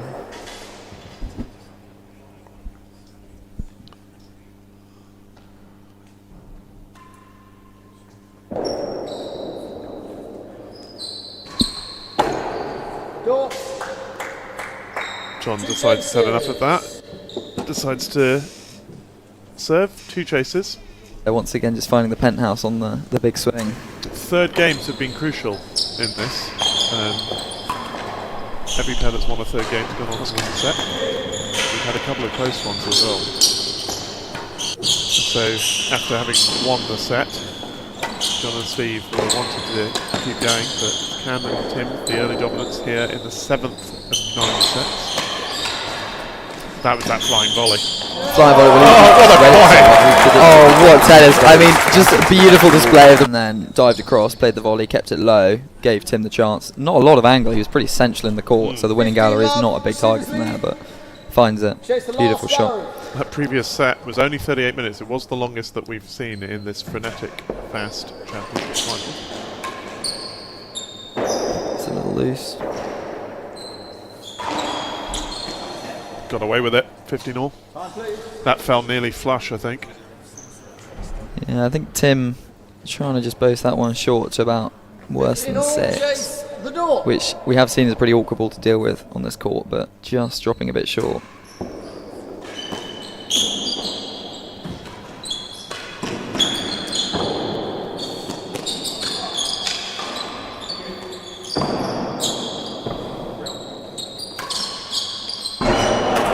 Yeah, I mean, great position from Camden because Tim's up covering the hazards, has to and chase the door.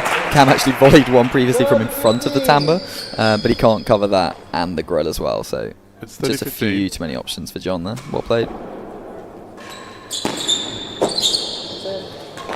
That's got in 30 all. A little fortunate there, yeah. Cam holding his hand up. He means it when he puts it onto the battery wall into the grill, but I don't think he meant that one.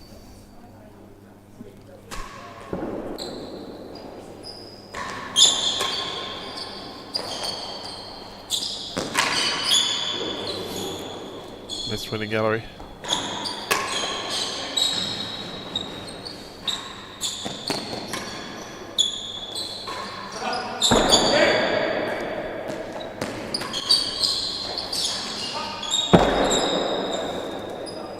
Steve's turn.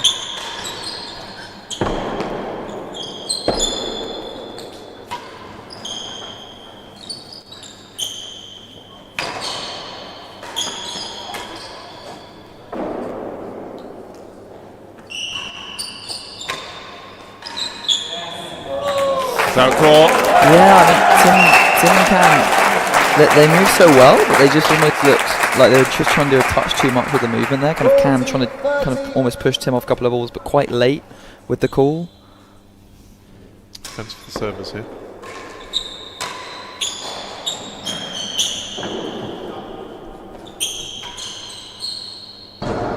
Best tap and then grill. That's the game. Crucial game. 1-2 on the scoreboard in the 7th set. Yeah, We've great. got a proper battle on our hands. Yeah, great mix up there. Just put the ball really low on the tambour. Cam's kind of just about swept it up and then goes to the change up, puts it high, floats into the grill.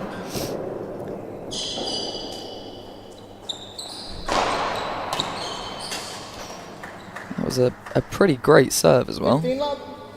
Cam's done very well to keep that boast low over the net and make Steve volley it from under the height of the net cord.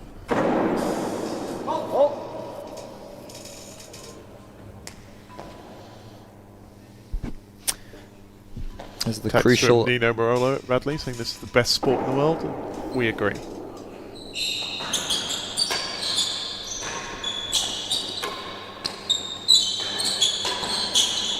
Out of court, thank you.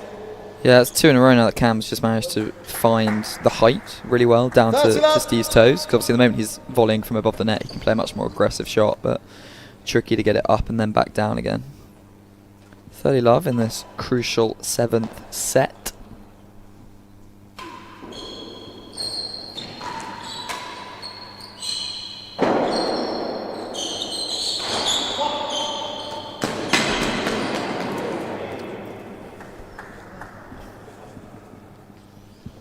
So that's 3 points, all won with short balls from Cam and Tim that Steve and Jonathan found the net with. A good response to losing the previous game. Yeah.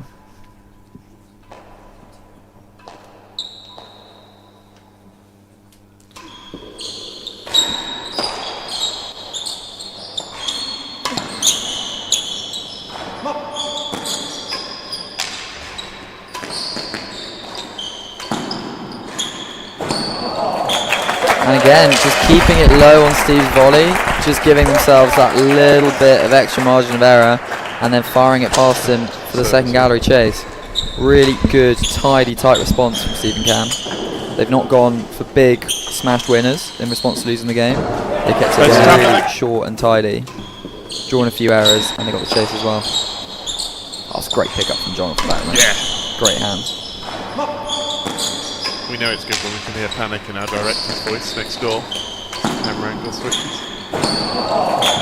And again, just keeping it low on the previous one, but Steve can't quite put it away. So I don't think it's quite as strong as saying whoever wins this set wins the match, but whoever does is definitely the Yeah, we're the getting nailed on finish favourite. line at this point. Nailed on favourite, because then you're within touching distance. You've got no margin of error left if you're the team that's down after this one. Chase, the second gallery. But we've seen such swift changes in momentum in this match. It's swung back and forth more than anything I can remember. More than the pendulum.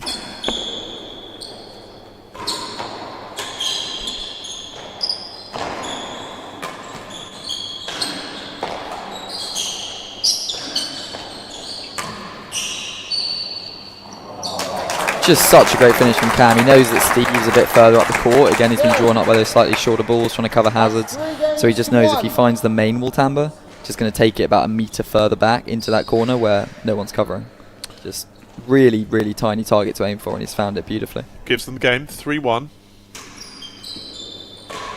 Halfway to a 7th. Yeah. Crunch. Yeah, I mean, Cam loves that serve because it often makes it tricky for players to either cut volley or force it, but when you've got that shot in your locker as John Lumley, it's not quite so effective.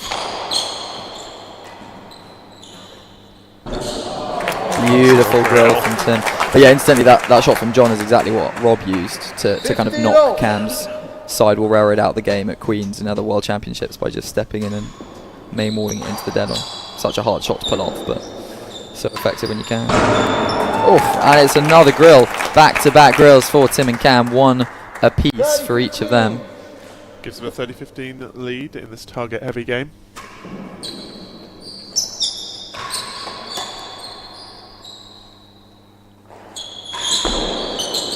Just off the top of the net.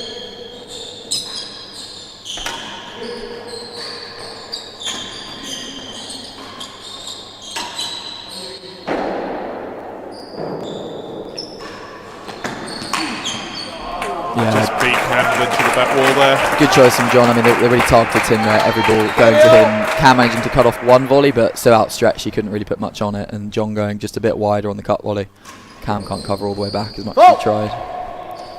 Just short. Feels like John and Steve are trying to force the pace a bit, make Camden run, move the ball around the court. Trouble is, Camden Riviere.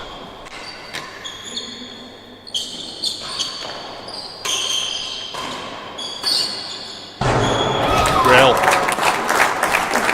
3 in this game, 40-30. Again, just targeting Tim again, trying to boast a bit faster to get it to the volleyer, but when he puts it in the grill like that, doesn't do much. Yeah, that's going to be John's go-to tactic when Cam serves that side main railroad to the dead. Step in and hit it. He found dead on one.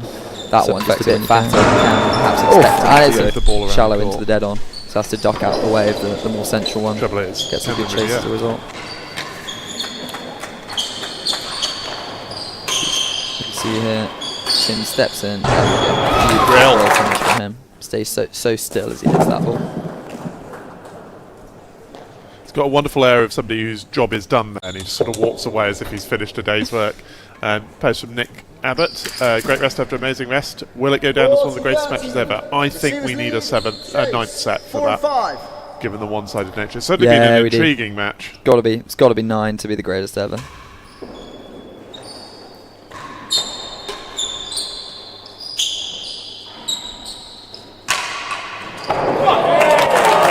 That's pretty good. Great finish, John. You got just that's more margin for error going for winning gallery when you've got the hazards open as well. Hits the post, doesn't matter. He's got all the galleries to aim at on a chase. It's juice.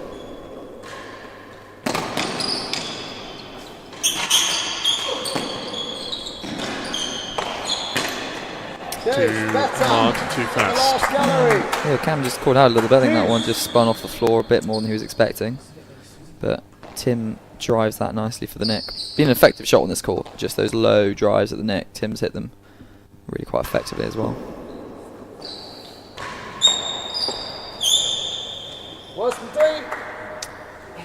And similar to John and Steve getting their chase earlier on, Cam goes just a bit faster on the main wall. Runs between John and Steve, and it's better than last gallery and worse than 3. So 2 pretty good chases in the scheme of things.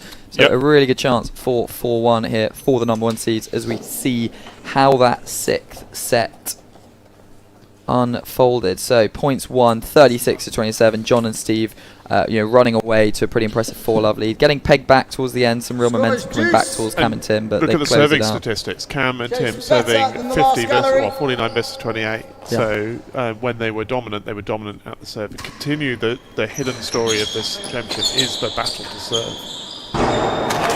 And not just to serve, but to serve in the combinations that they want. That's serving right to right in the case of Cam and Tim, left to left.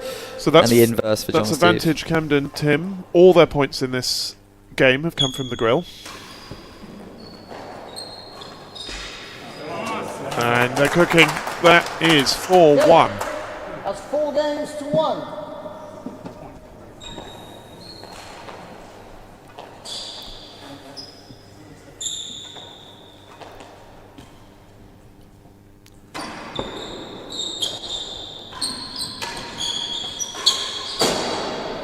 Second gallery. That was a good ball from John. Fine, please.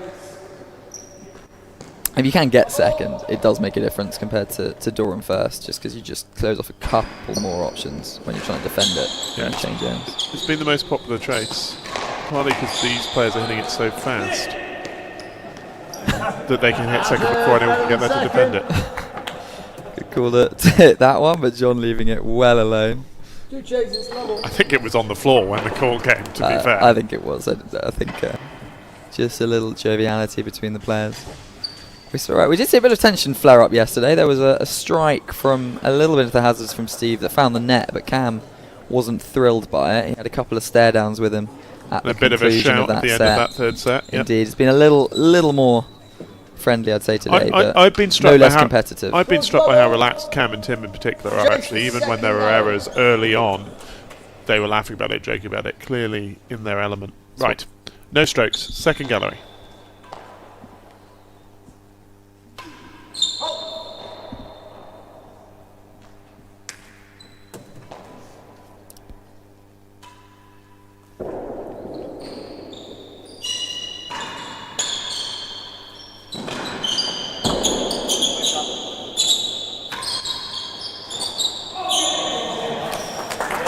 That one just a little tricky under the grill reading that wall. There's been a few balls that have done slightly different things this week. Cam, I think, thought that one was going to kick across. Didn't. Rolled out in front. It's maybe the one place on this court where you get a slightly inconsistent response. 15 left for the servers. Hazard chase to defend.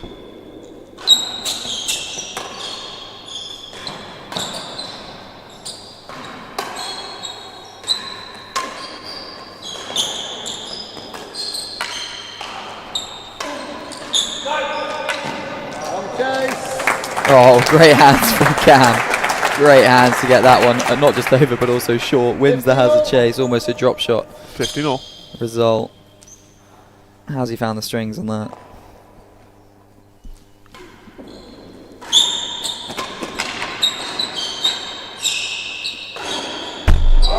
Oh, straight down the middle. Bit of frustration from John. I mean, Tim just going a little bit like he did at the beginning of the first set today, just deciding I'm going to hit this with an extra 10%. To great effect there. 30-15. He's going to try another.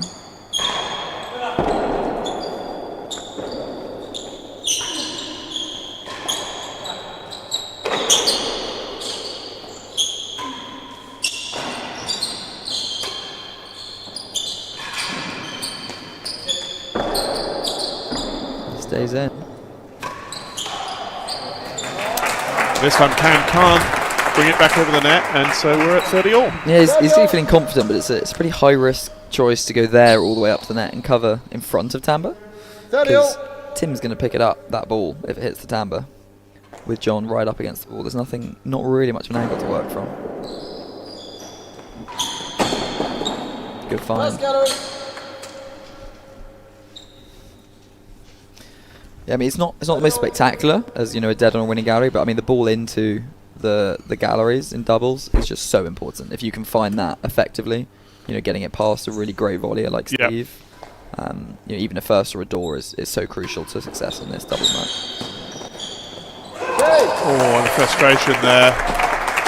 It's a really great length from Tim. Kept it on the floor, disappeared into the brought it corner. in the side wall. It's going to be a really great chase for them to deal with.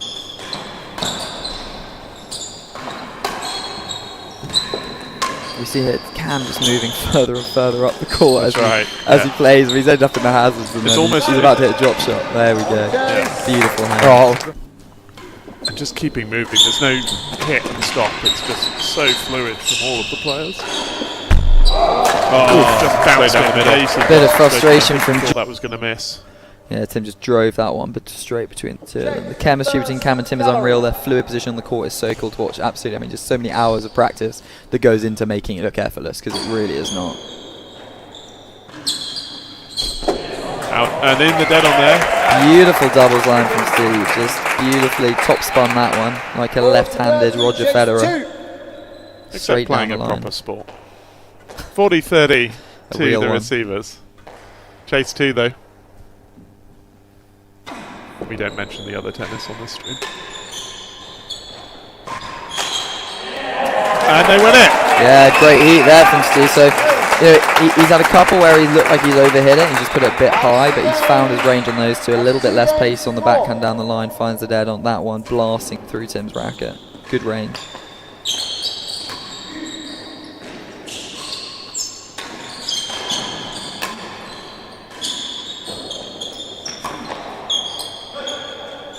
Back off the band now. Yeah, they'll leave that for the hazard. I mean, I think a sign of the level of volleying in this match is how often the players have been in front of the timbre volleying, just so far up the court. Ridiculous hands needed to even get a racket to the ball, let alone find the strings. Yeah. 15 love. Virgona in particular has been a rock the last few games. Very hard to get past him. 15 love receivers with 1 chase pending in what's always the crucial 7th game. Yeah, again, you see there, just a little bit less on it. Steve just top spinning that one. It's a bit dipping. It's awkward for Tim. Steve's really found his range in the last few minutes. And that's 40 love. That range issue, that's what I think happened in the previous set, where John and Steve found their range, were on top, and then as Camden and Tim came back into it, they sort of went back to overhitting, lost the line a bit, and so it's interesting to see it coming back now. I mean, it's so hard to do. When you hit something, you've middled the ball that against any other player is flying into a target, and can dead weight the band for down. that chase 6. You know, the temptation is so clear. Yeah, I mean, I think, gosh, I've got to be even more on this ball. I've got to hit even more. Whereas in reality, you know, he is human. He's gonna miss some eventually. But you've got to weather that out. They've got to just keep going. Even players as fit as these four, when you're tied, you overhit. Yeah, that's true of everyone. For sure. Okay, so 40 love, hazard chase. Up, chance here. Yeah, great finish from Steve there. Great cowbell. Pretty speedy up the court to try and cover the hazards, but tough to do when the ball's dropped it. So that is 3-4. Really, another big momentum shifter. Steve and John still down in the set, but they've pulled it back. I mean, they were 4-1 down. 2 love down, 3-1 down, 4-1 down, and here we are at 3-4. 5-1 could have been blink of an eye. It's 4-3 instead. Huge set. 15 love. They'll really want to try and solidify their position down the service end for these next few minutes if they can. 30 love. That's serve from Steve. That's part of the reason. If they can just get a couple of free, cheap, speedy points that they're just not going to get from the receiving end. It's almost simple tennis needed. It feels simple at this point, and then Tim will drive one into the dead on in a second. Not quite, but it gets the chase. Yeah, that's been an effective shot for Tim. Just kind of a little bit top spin, drive at the nick, rolls out. So tough to deal with. Big point.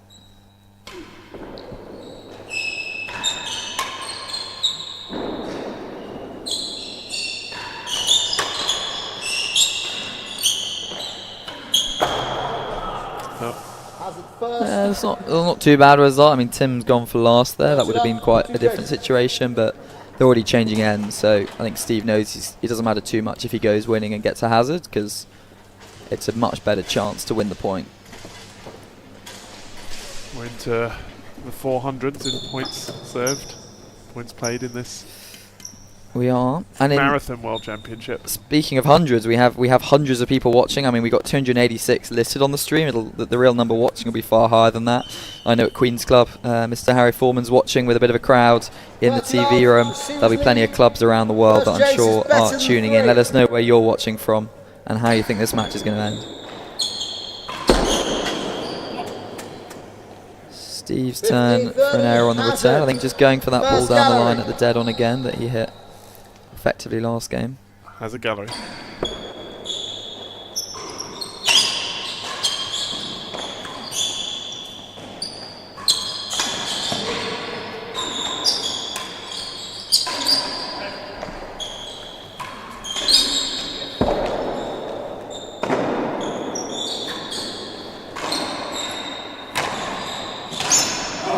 Hard-hitting in defensive, the hazard chase doesn't work, it's 30-all. Yeah, just such great hands from Tim there. He got so far up the court to cover the galleries, and then Cam on that last boast. Again, it's just getting it lower, getting it down to Steve's feet, so he can't attack it.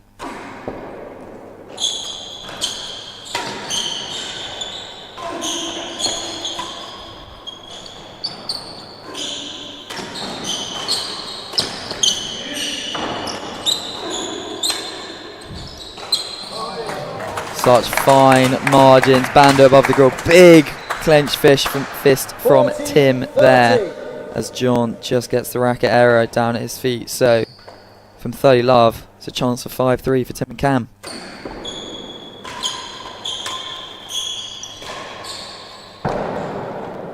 It's a chance.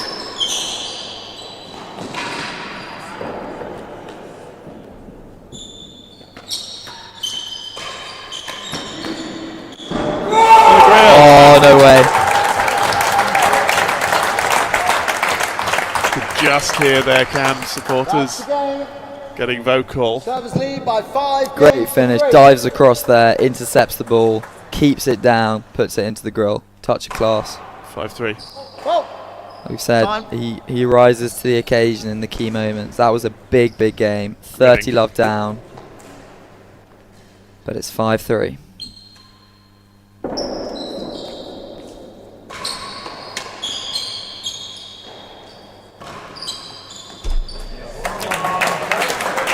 Perfectly placed shot there. Just yeah, that was the top of the dead on. well needed for John and Steve there. They'll have been annoyed to let that game slip. Hazard. Second gallery. What a momentum swing that would have been. Follow up the dead on with a winning gallery in response, but it's Hazard second instead. So John and Steve will have the service end at the end of this game.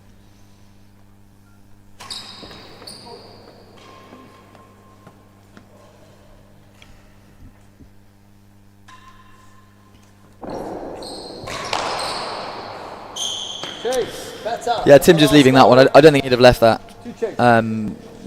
If there wasn't a chase already in the game, he'd probably gone for it, but he knows that there's a bit of a risk that he frames out or puts into the net. So if there's already a chase, they're changing ends. He's not going to risk conceding a point. So just leave that one alone, because I'll change ends. Oh, no way.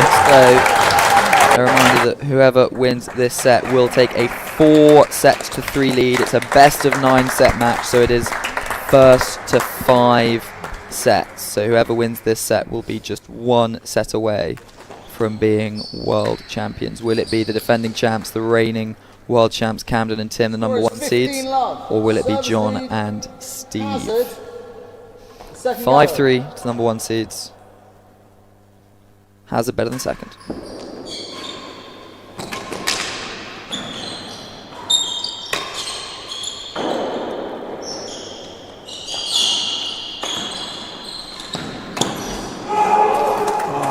I think that was slower than Steve thought. Cam didn't really middle that one. It was just above Steve and he sort of snatched at it. I think he thought it was coming a bit quicker.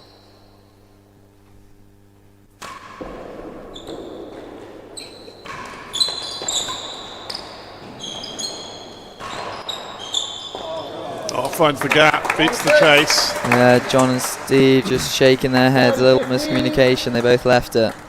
Really good angle, threading the needle there. 30-15, 2 points from the set.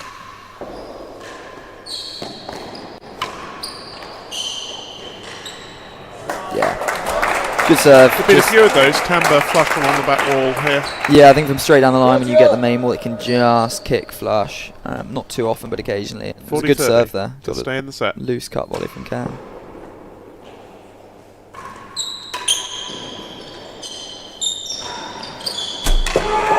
Dead on. Oh, great ball from Tim there. That one not catching main ball, going straight across. Had the angle. Brings up a first set point for a 4-3 lead.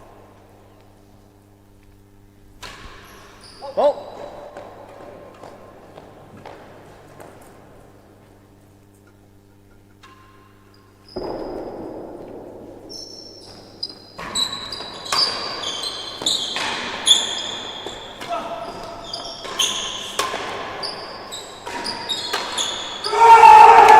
That's the set.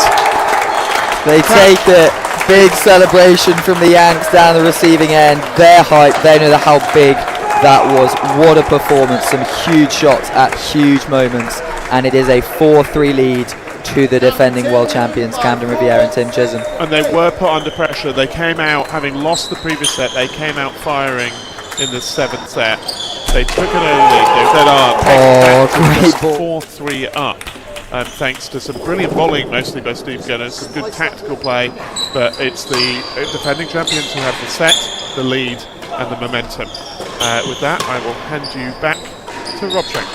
Yeah, I mean, these last couple of points is really showing they're just moving around the court beautifully, both playing their role, both playing their part in taking that set. So despite the setup remaining as John and Steve would have wanted for that set, coming off the back of winning the previous one, Tim and Cam rather do find a way to win, and perhaps also significantly heading into this next set, they're at the receiving end. Do you think they're going to change it up, Rob, or are they going to keep it as was? Well, it didn't seem to matter too much to them then. That's the first kind of break.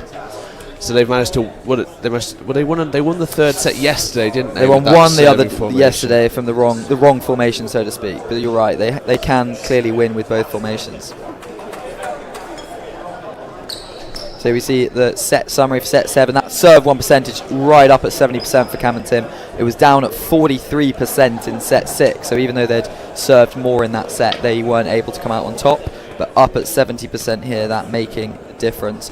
So many targets as well. I mean, 6 grills in a set of doubles. That's insane, isn't it, Rob? Yeah, unbelievable level of tennis. Unbelievable level of tennis. I mean, I was watching from the winning gallery there, and yeah, the ball's seriously getting thumped around. Camden is everywhere. He's just able to hit clean volleys no matter where he is. I mean, yeah, that's why he's the best and justifiably pumped up. Would love a heat map of Camden in that set. I mean, he's been running across and intercepting volleys from the service end, the other side of the court. He's been playing up at hazard the door from the receiving end, just all over the place.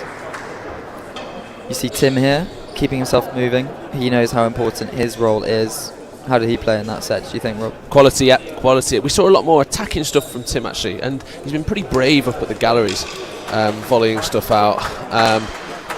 Yeah, lots of volley exchanges. Yeah, I back Cam and Tim from here. They just look better. They look better, more confident, more winners. You saw how many grills they kind of hit to win those last few games. Yeah, Gavin Maxwell was loving the angles. I mean, that's absolutely true. I think Cam in particular threaded the needle. Ken Fortin from Boston. Hello, Ken. Hope you're doing well. Bo Swallow, this is phenomenal. Pretty good summary of the match so far, really.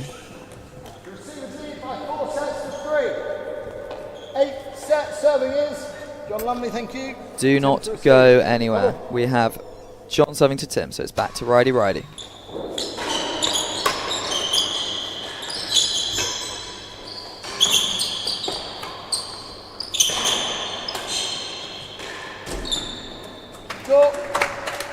Shot.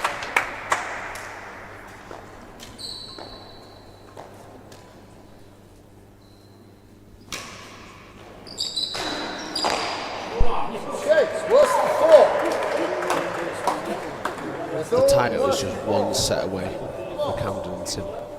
That'll probably play on their mind a little bit. It can be easy to sort of go for your shots too much when you're that close to the finish line, but I mean, these guys have won so many titles, I imagine they'll be fairly calm, won't let that get to them. Crowd's been excellent today, I must admit. Level. Oh, Chase the door. Gotta see a 9th. Deserves it. Level, chase the door. I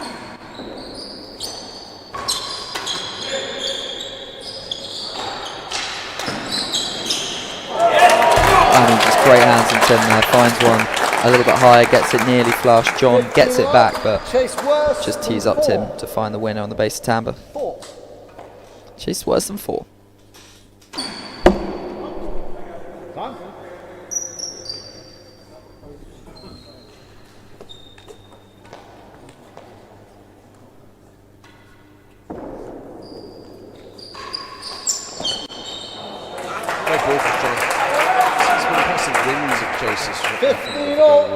I think they beat 2 yards this last set.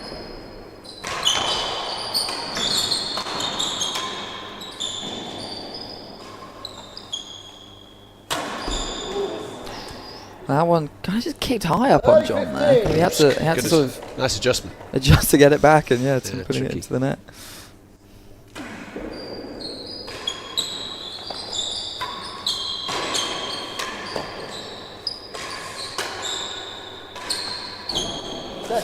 Yeah, great defence from Steve. I mean, that looked like it was going to sail into the grill, which Tim's done a few times last couple of sets, but fine second gallery from there. I don't think many righties could do that. That's a good angle for him on the left hand. Wow, points on the board. I want a stat from Mr. Gatenby, or potentially from you. Has the team who've won the first game of every set won that set? No one's yet. I'm just going to say yes and hope that my 50% chance. So this is the 4-3. It's the 8th set. Win the 8th set. So yeah, 7 in a row. Could it be 8? Well, they've not won the game yet. He who wins the game wins the set. Could be. 40-15. I mean, it has been a game of not very tight sets. I mean, that 6th set at 6-3 was probably the tightest that we've had. But even so, there's still 3 games in that. So a fast start, pretty crucial.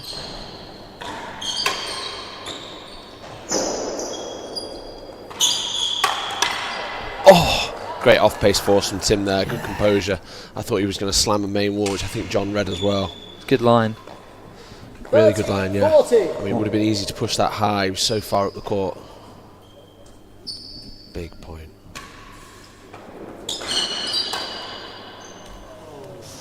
Does it again. Almost identical. Finds the line, but Steve takes it this time.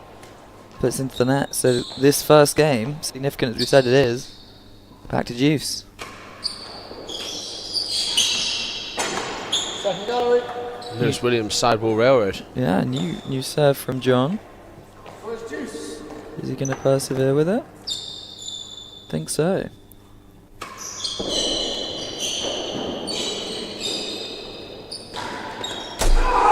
He might not persevere with it if that's the outcome too many more times. Great hold from Tim. Yeah, he's been super impressive today.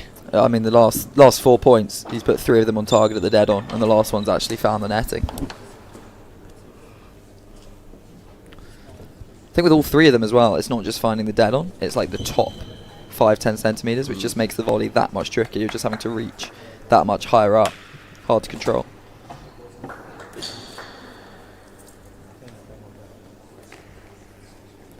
He's doing all that with his tracksuit trousers still on. Advantage servers. Chase the second gallery.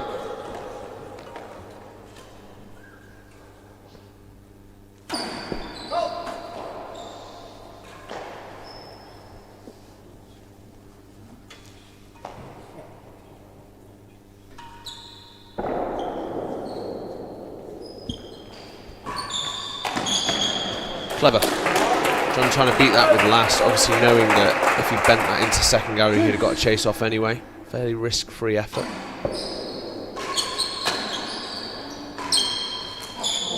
Oh, he's tagged him!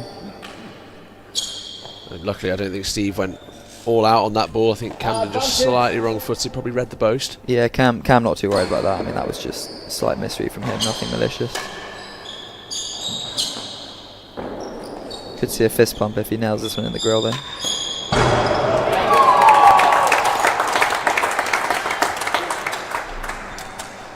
Steve would be gutted he missed out on hitting Tim there.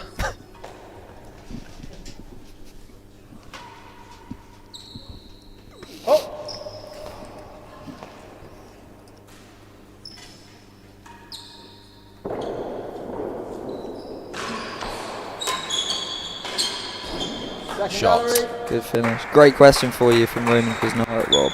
Who are the world's 3 greatest volleyers and how many of them are on the court right now? I mean, I'm just going to say that all 3 are on court and not say who the 3 are. Alcaraz, Sinner.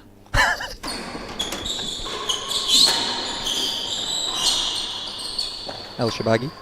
Thank you. Oh, very honest. Steve calling that down on himself. That's great Good stuff. fair play there. Great Camden nodding sportsmanship. in appreciation. Yeah, here we see Cam. Yeah, just they probably lost it in the net tape there. Kind of he shaped up to play backhand, and just kind of curved into him a bit. Yeah, I think he just read a boast. To be honest, read like a thinner kind of boast. I think Steve went cross court. No issues there. It's not quite the adder serve at the body, is it? So it's first game gaining in significance as it goes on. It is advantage receivers. Big chance on Chase second gallery.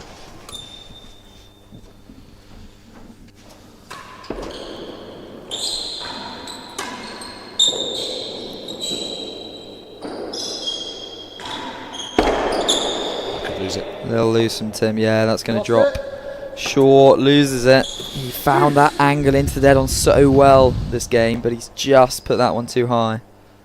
Fourth juice. Wow. I mean, surprised we've not seen John hit more high serves throughout this match. Interesting that he's pulling it out now in the 8th set.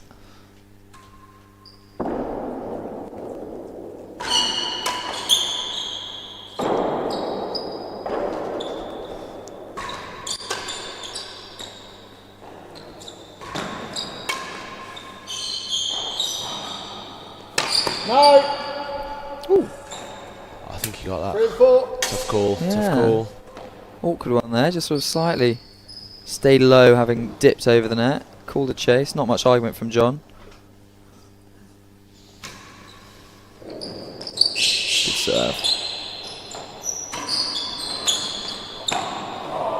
Oh, great hands from Camden. I mean, again, he's up in the hazards.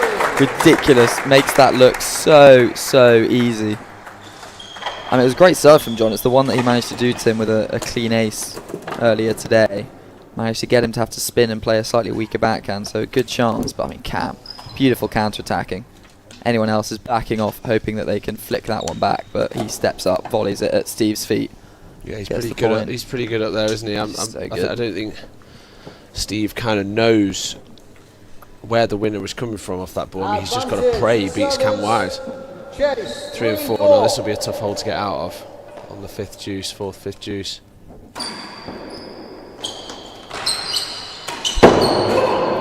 He's done it. Yeah. He's done it. Brushes Darren's hair on the way through to hazard the line. So, the winner of the first game has won every set so far. Will the pattern continue? It's 1-love to the world champs. 5 games from the match.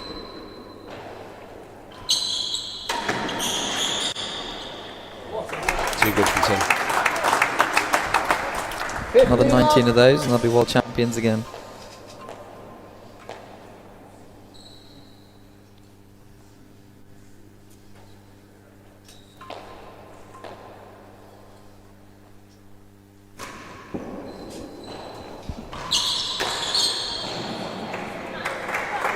Yeah, good height from Steve. They're just dipping it down with a bit of extra spin, gets it to the feet. That's where it's hard for even the best to volley it from.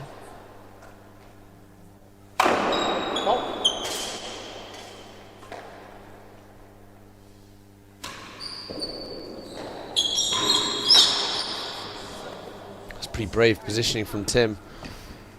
Obviously Camden's covering the main wall there. Tim has to have the straight one.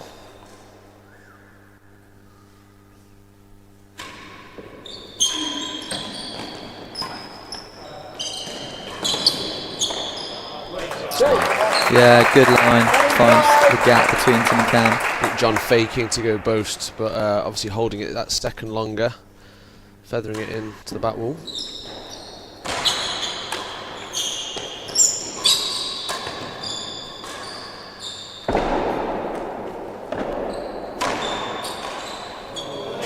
Ball's probably going in the grill again. 30 all. 30 or better than 5 to defend.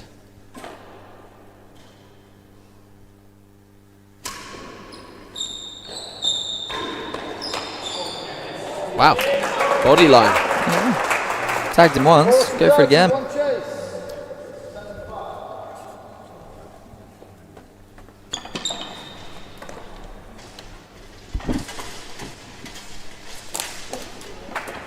I think we can see the pace of this set sort of slow as we eat towards the kind of most significant points of the match. Or do you think Cam and Tim will keep it moving quickly, as they tend to do? They'll want to win this set, I think. But yeah, I could see this being the longest set of all. Yeah, I mean, we're 11 minutes in after one game at this point on day one. We'd had the best part of a set already.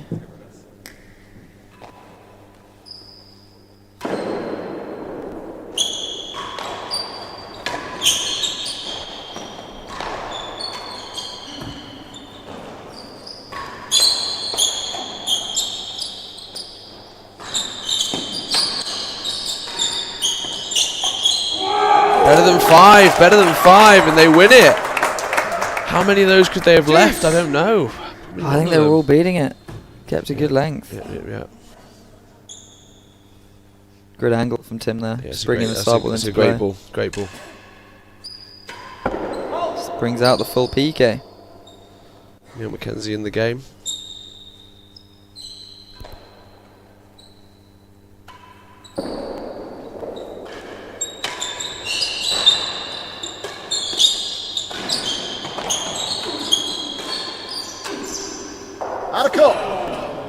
Feels like Cam's slightly targeting Steve here. Advantage. Recognising that he's not able to keep that volley tight from his position upon the court. It's hard because it's flying so quickly, but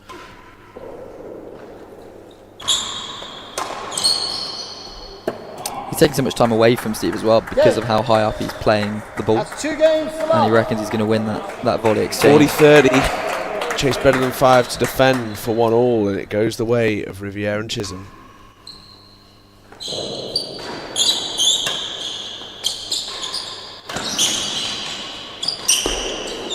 That was inside last gallery. Amazing volley. John and Steve slowly running out of road.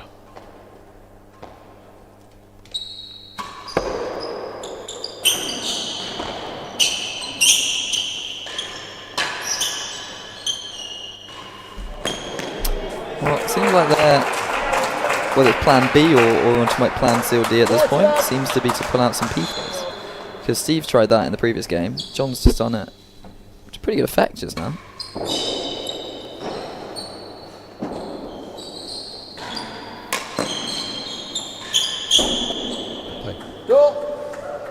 He's not quite got the range on that sidewall railroad, has he?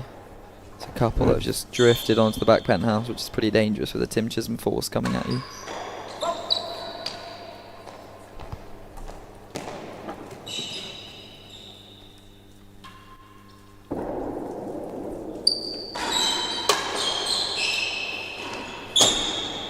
First gallery, 2 chases.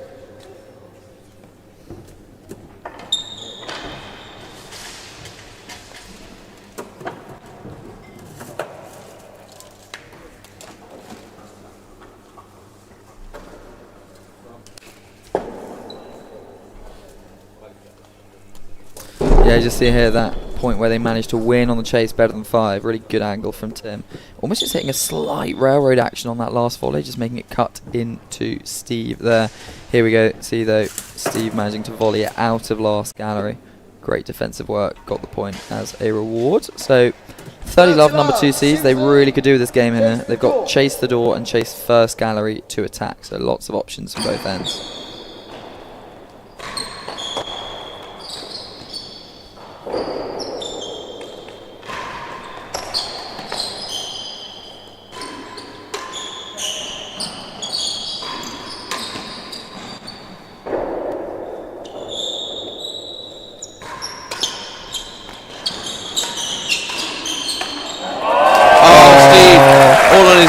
All on his own, backing John into the corner, putting him in the basket. Doesn't need anyone else. Amazing reactions. I mean, Tim did pretty well to get the first couple of those back on the floor, but eventually Steve comes out on top. 40 love, first gallery. What a set we have shaping up here.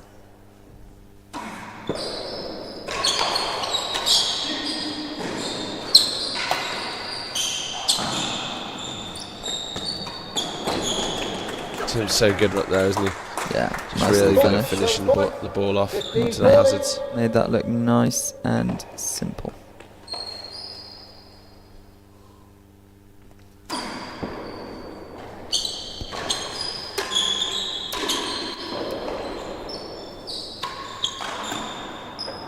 they had a game?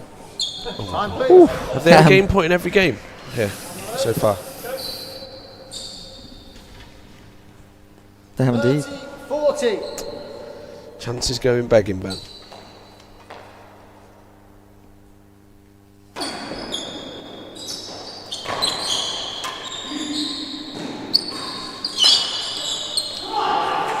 There it is. That one. On the board. Doesn't quite make it over. 1-2 sounds a lot better than 3 love, doesn't it? It sounds a heck of a lot better than 3 love. And service points 1. John and Steve still up in the match. Change to 2. A couple of bagels would have helped that percentage. They're not going to win this one with a bagel, but they need to win it.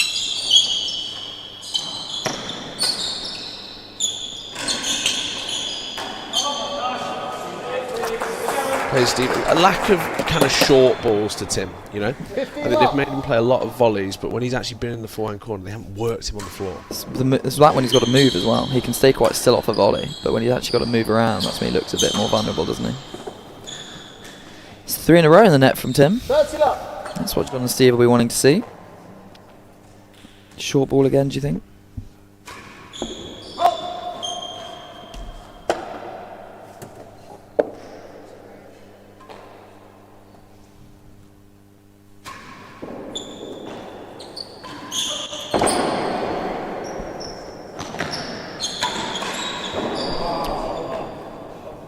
Wow.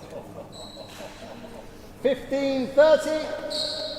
It's just a massive game as well. Little half chance here, 30-15 up.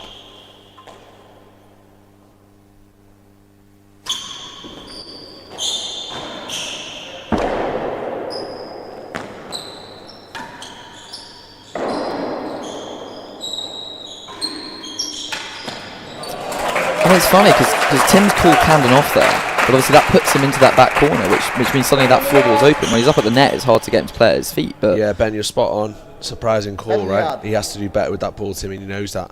it's got to be the last shot.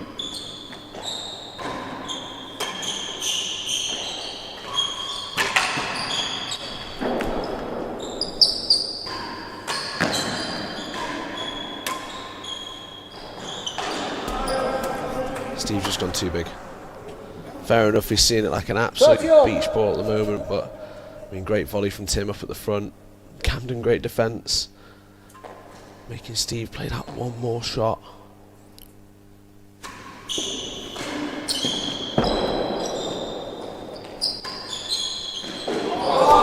No way. Finds the winning. He's better than the yard to beat. They'll feel pretty confident beating this. I mean, it's Camden. Do not let him turn. Had about 1 degree to work with there down the line as forehand. Curls inside it. Beautiful. I mean, presumably you think that is that a lower risk shot because they've already got the chase. So if he has it second, it's not too much of an issue. You're spot on. You're spot on. I think that's probably what Camden was thinking. Most important thing in that situation is kind of to protect the point. 405 people watching. This has got to be one of the biggest streams ever. 405 devices. There might be 10 people crowded around each one. That's true, actually. Yeah, that's true. In pubs. Queen's Club TV room. There's a big crowd. 30. Tuxedo Park could be a big gathering.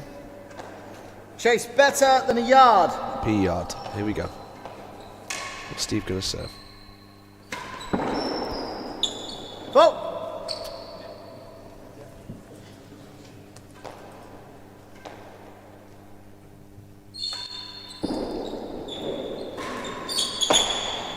Yeah, well left.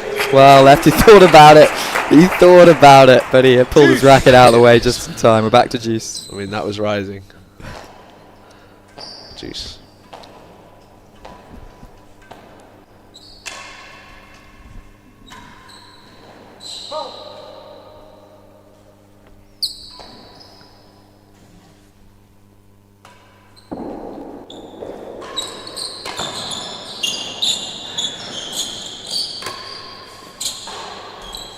Played, John. Extra pace, powerful movement, getting in a strong position to hit that shot. Just working Camden that little bit more, forcing the error. Good response from being down in this game. Stephen John could get back to 2-all. It's not far away from being quite awkward, that PK. Just got to catch the line.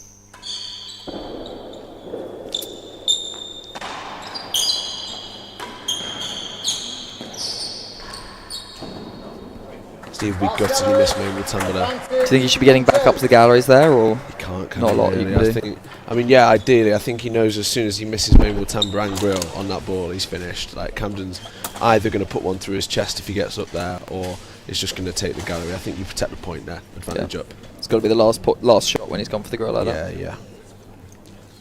Yeah, I think Steve's slightly naughty poaching that ball from John. I think John had a better angle to strike the timber. Can't wait for the utopia. Yeah, that's never going to happen, though. Football's still kind of better at times. But nonetheless, advantage up.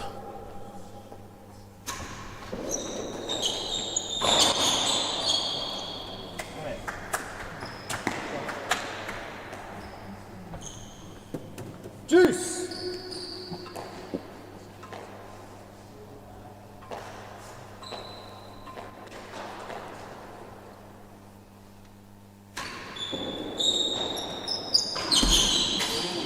Wow, 2 errors from Steve. Advantage.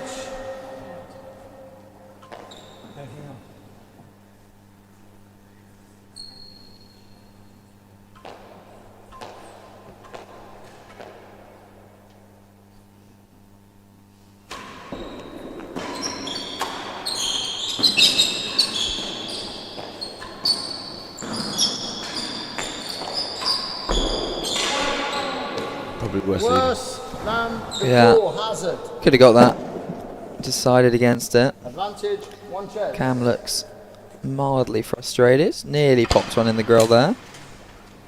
So there we go. You see, we're up to 23 minutes for this set. So already longer than a couple of sets that we've had today and yesterday. And we're only 3 games in. So shaping up to be an epic 8th set here. Will it be the final set? Or will it only be the penultimate setup to a 9th set finale? We shall see. Advantage receivers. Hazard worse than the draw.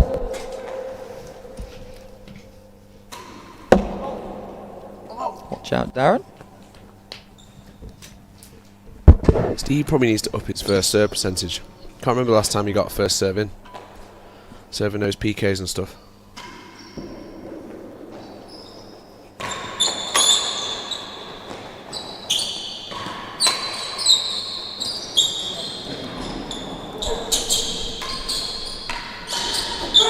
Oh, that's ridiculous.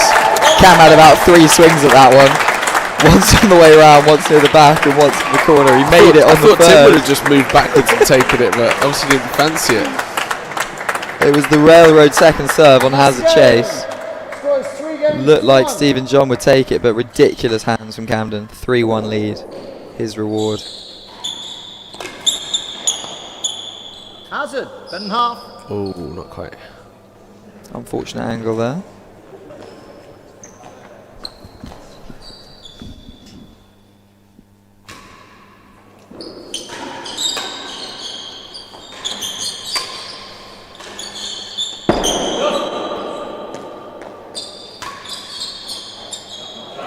Yeah, finish and go. That's the one that Camden pretty much covered last time. 15 love.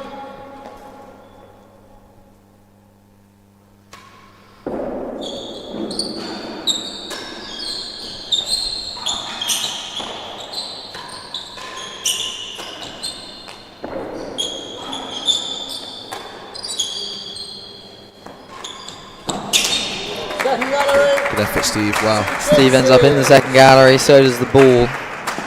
Good little tuck away there from Camden.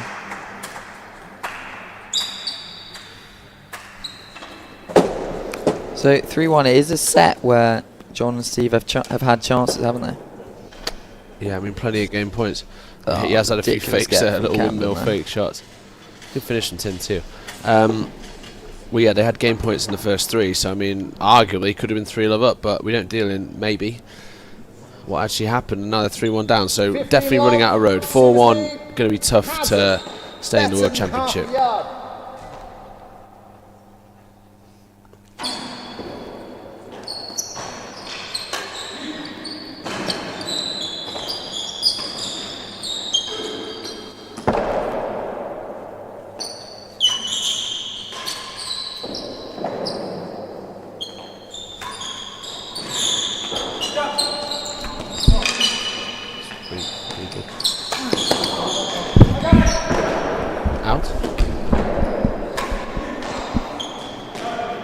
Lost the chase. Fell at least worse than 2, probably better than second. Amazing play from John and Camden. How was he up there? Camden looks despondent. He did so well in that rally. Chase the second gallery.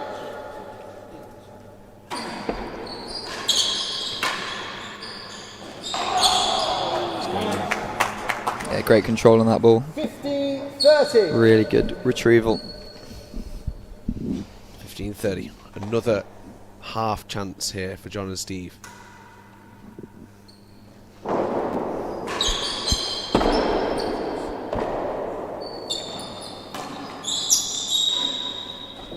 Second gallery. Yeah, just got awkward on Cam. Stayed tight to the wall. Good little put away by Steve. Amazing composure. Would have been easy just to slap that somewhere.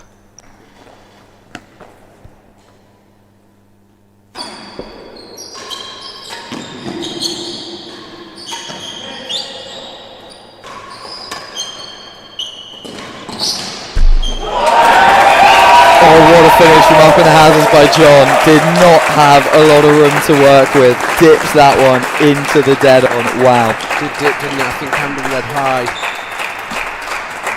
No way to left that in normal circumstances, but just brilliant from John, brilliant. I think Camden, I just don't know how he got that ball, that main wall defence back and to 11th. He's kind of on one at the moment. There is a bit of an inevitability with how he's retrieving now. It's like he thinks, you know what, I'm finishing this now. It's requiring a better and better ball to win the point, really, isn't it? Yeah, and that's tough. I mean, credit to John and Steve, they're hanging in. Can they make it 2-3? You feel like they need to. Second gallery. Hazards open. Sometimes that helps. It's a good time for an ace. On a big point, that helps. Yay! Nice flat one. That is 2 games to 3. Stevie needs to get that first serve in here.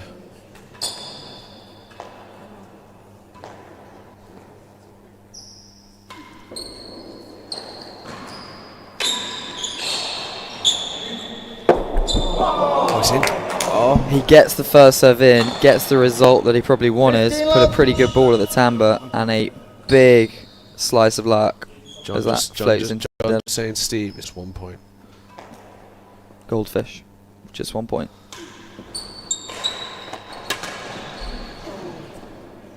He's got low on him. 30 love. Held up in the main wall.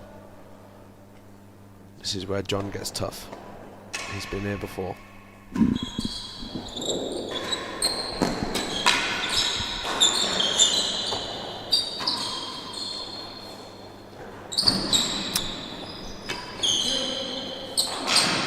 Oh, amazing get from Tim.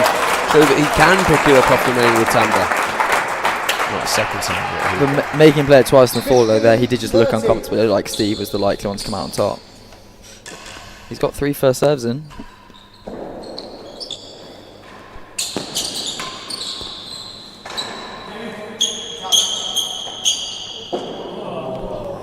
Make that 4, and that's 2 big slices of luck that they've had, the receivers, this game. They've had one in the dead on and that one in last gallery. I completely agree. Huge point.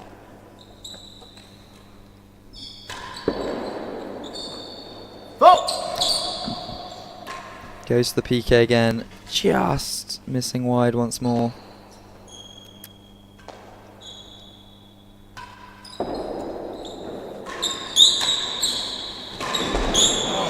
Great hands from Steve. Nice controlled pace, wasn't it?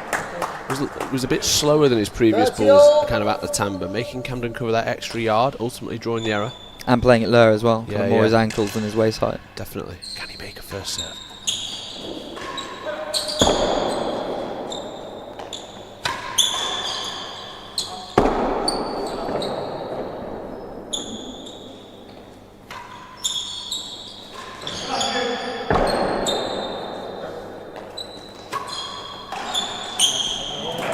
Oh, John finds the error from 30 love down. There we go. We talked about first serve. I mean, Steve got every serve in other than one first serve there. It makes a big difference. I just noticed Steve serving in the previous game when they went 3-1 up, and he just wasn't making his first serve. His second serve was being mashed by Cam. And it's like his first serve is legit good on here, so I mean that's Camden's reverse main wall. It's a great response. I mean, you look at this game. Yeah, it's 30 for Tim and Cam, and they've got a chase, but 2 of those were big strike of luck. So really, Steve and John have been coming out on top on each of the exchanges, bar one. Chase, the last gallery. Last gallery. Agreed, yeah. It's good signs, isn't it? This for 3-all. They'll want Tough this chase. on the floor to Tim if they can.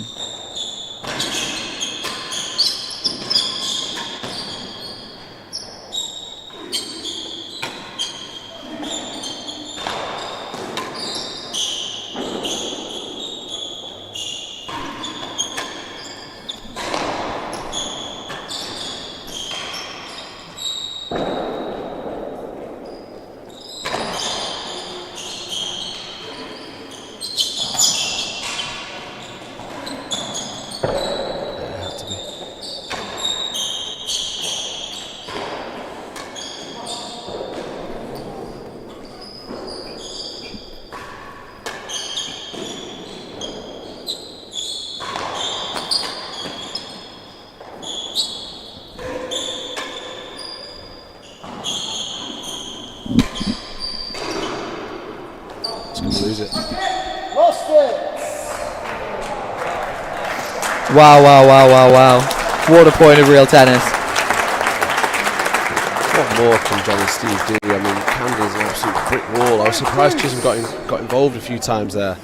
Played a backhand volley when I think Camden could have mopped that up at the back, but yeah, I mean, how many of those balls were on target from John and Steve? John picking one off the side wall as well. We're at deuce.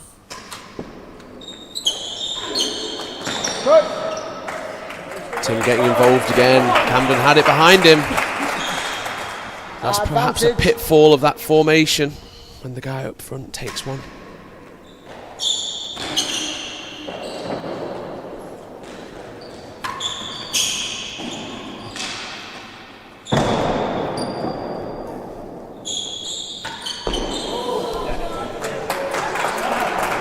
Proper enforced error there. A proper enforced error. Great get from John at the back. It's April, but that was a Christmas present. That could be huge in the context of this set. Big let off there. We have not seen many of those. If I'm John, I'm wiping my hand on the wall a little bit more. Compose yourself.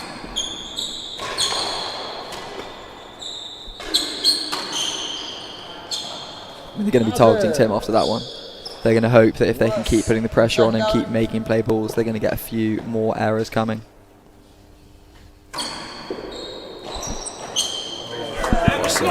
Great serve. Well, they put miles in his legs this set, haven't they?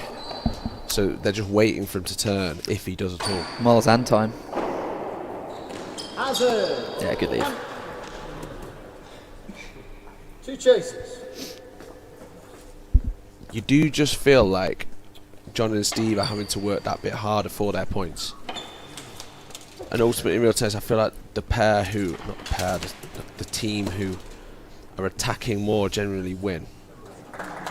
There's an element of kind of desperation about how they're winning. It's not clean winners every time. It's, oh my god, how's he missed that kind of thing. They have to go for more and more.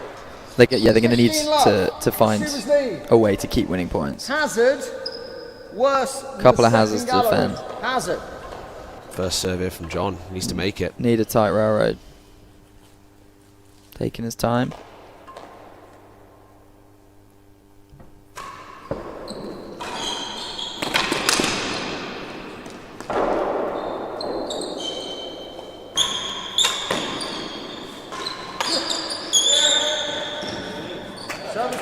He's won it. He's won it. Great hands from Steve. It was worse than second. He only had to beat. It's drifted to about 2. Wow.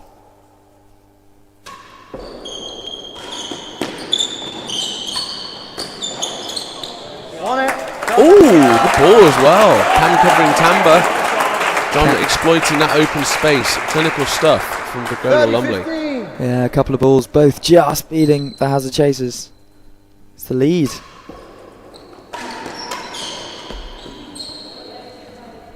Tim going down the line on that one. He'd fired 2 at John, which he'd retrieved pretty well. 30 all, 3 all.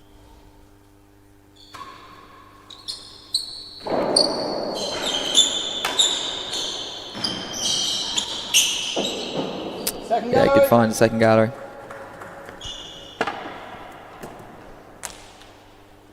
What's John going to serve? He's quite liked that underarm twist from wide out. No, it's a demi-PK.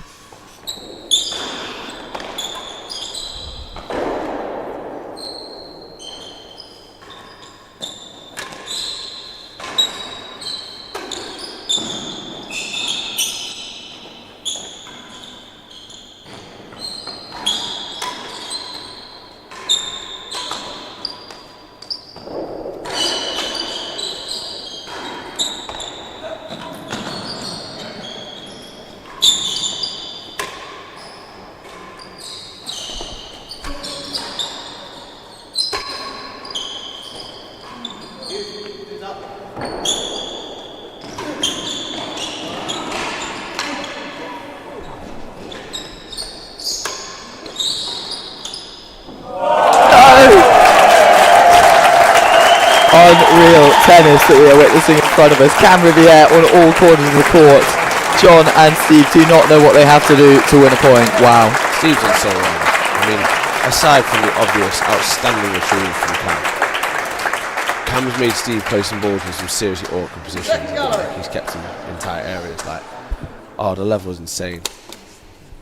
Great work from John as well, punching that ball down the line, and Tim's played his part also. Solid when called upon.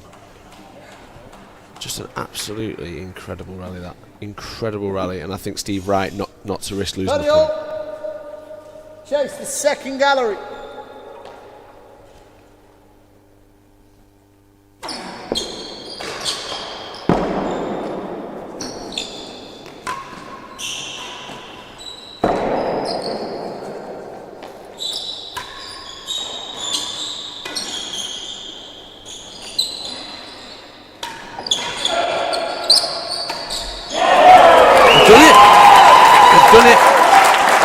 Tim hitting hazard bando, would have won the chase, missing, John retrieving. 40-30, chase second gallery.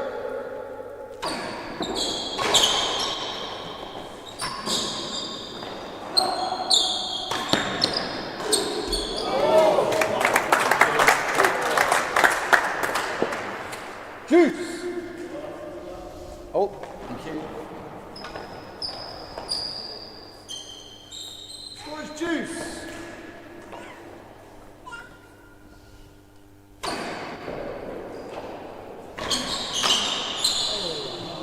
Tim misses. Advantage. For the first time in the set to lead. John Lumley and Steve Virgona. Well.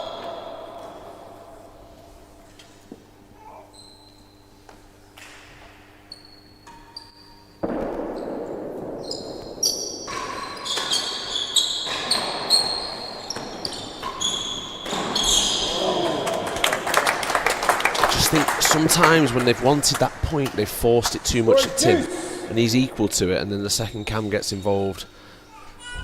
Oh my god, this baby needs to probably move. I can hear it.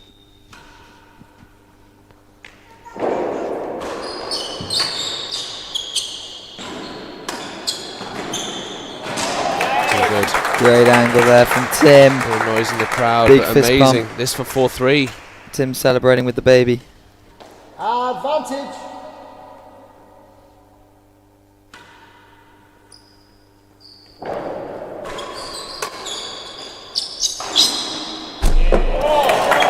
Oh wow. Off the grip from Virgona. Into the grill, it was soaring, and Virgona puts it back down the line into dead on. Third juice. No way. He's volleyed that from better than the door. Advantage.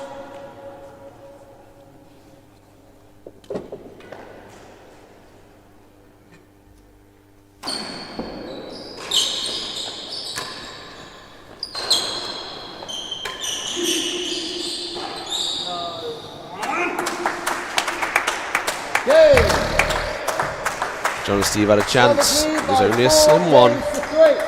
Now they are 4-3 down. 4-3 down in sets, 4-3 down in this 8th set. Do not go away, guys.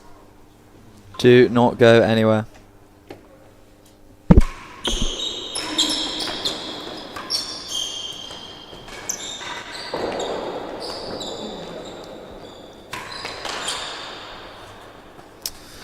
Yeah, fire to the girl there from Cam. They're at the wrong end there, Ben.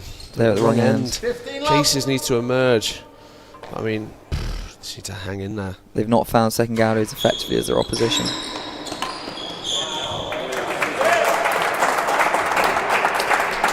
Cam and Tim really persevering with the setup of Tim moving high up on the right hand side.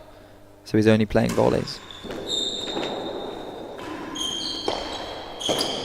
Now it's back on the left.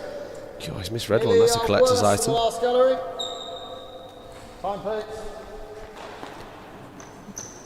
Never seen Cam Riviere sweat before. That points one stack is nearly identical.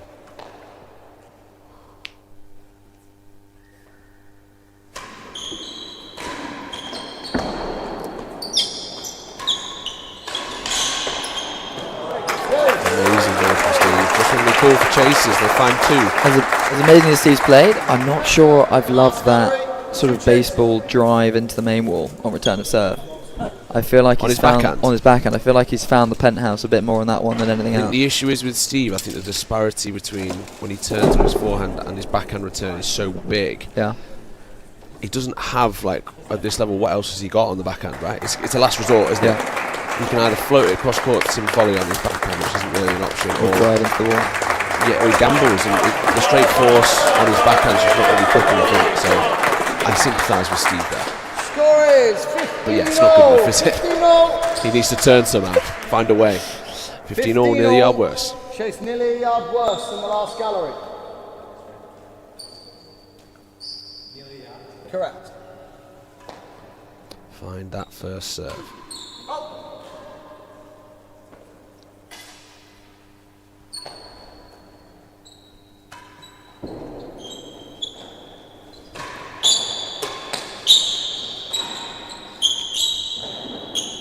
Lose the chase. Lost it. Better than the second gallery. Yeah, good call from John there.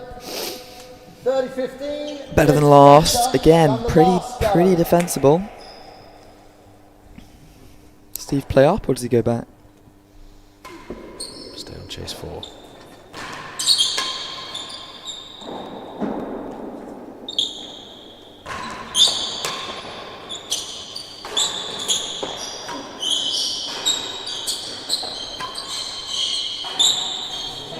Well played, John.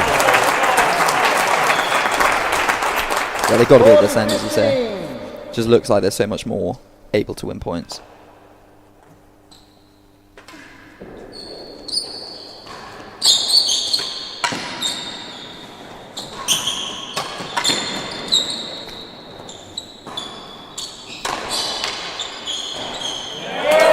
Doing whatever he could to find Tim there, and he does. That was a great choice. Both into the main wall, but managing to keep it lower, that one, than the previous one. Tim's movement not looking like what it was at the start of this set. That was slightly slow over to that ball. Interesting. Will they keep finding Chisholm? 4-all, correct end.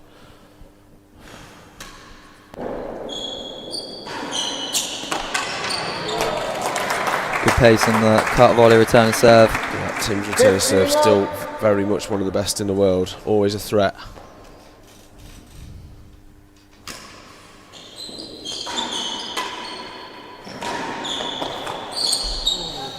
It's just so hard for John and Steve is to get it onto the floor around him because he moves so far up the court.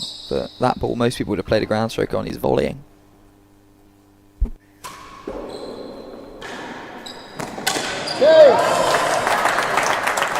A faultless return and serve game so far from Tim Chisholm. Carves that to better than a yard.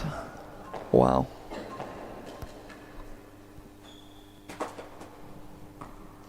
John understandably putting the railroad away. Serving high, keeping position. Second gallery. Yeah, the tracksuit trousers are rolled up above his ankles. Tim is getting serious here.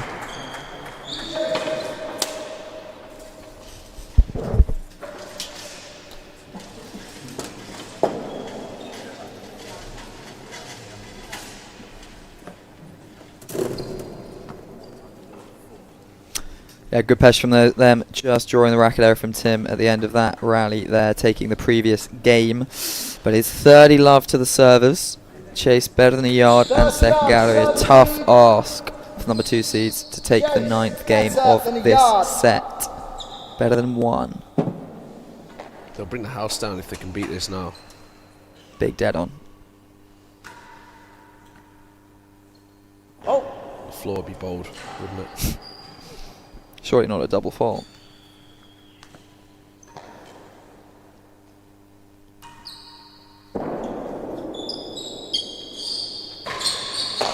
lost it. Good hold, John. Jesus. 40 love. Yeah, good depth on the bobble. Didn't give John quite enough room to get the force up into the dead on. I'm impressed with the heat on that ball. Yeah. Oh, Second gallery. 3 points for 5-4.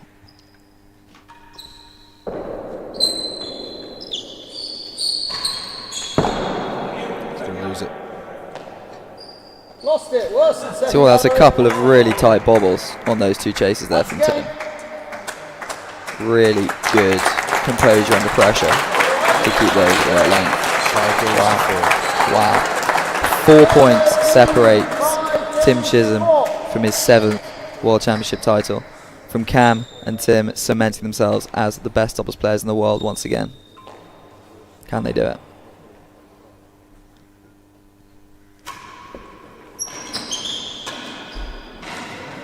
That's 1 miss. Tim hobbling now, it seems. 15 love. You notice that? His trousers are kind of rolled up, probably to give pressure on his calves. No. It's down with a great serve. 15 all. Must be cramping. Either way, Camden scoring an ace.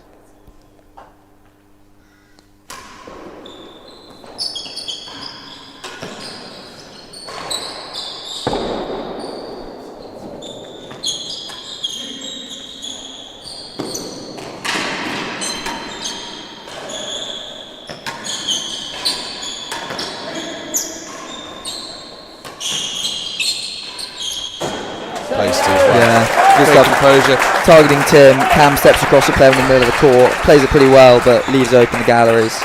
15 all worse. Nope, second gallery surely. Yeah, there we Great go. defence from Tim. Fighting hard.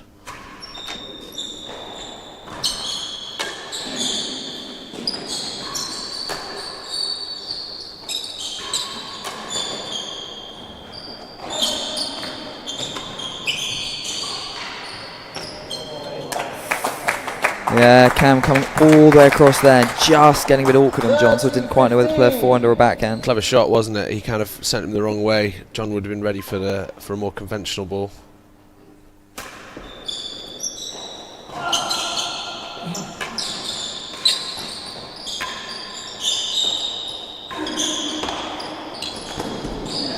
Oh, he got to He's it! there. It was a hell of a first serve from Camden. Nearly got the ace. I mean, Steve did everything to get it back. has he gone from his forehand corner to up to second gallery there? That's pretty much the width of the court. Interestingly, he seemed to play it down the line instead of cross court. High part of the net.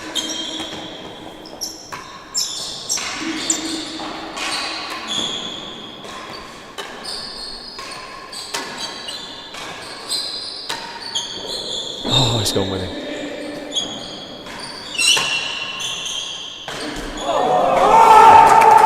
Tim can't seem to miss. Brilliant defence at the back. Big shout from Tim Chisholm as that brings up match and championship point. It's 40-30, isn't it? So they got 1 match Wow. point. Chases the second. Chases the second. No one is going to move. Cam is everywhere. The dead on, the side galleries, the hundreds of people on stream, everyone sits with bated breath. It is championship point. Tim gets words of encouragement from his box. 40-30, the Chase's second gallery. This for the World Doubles Championship. Find a first serve, Steve.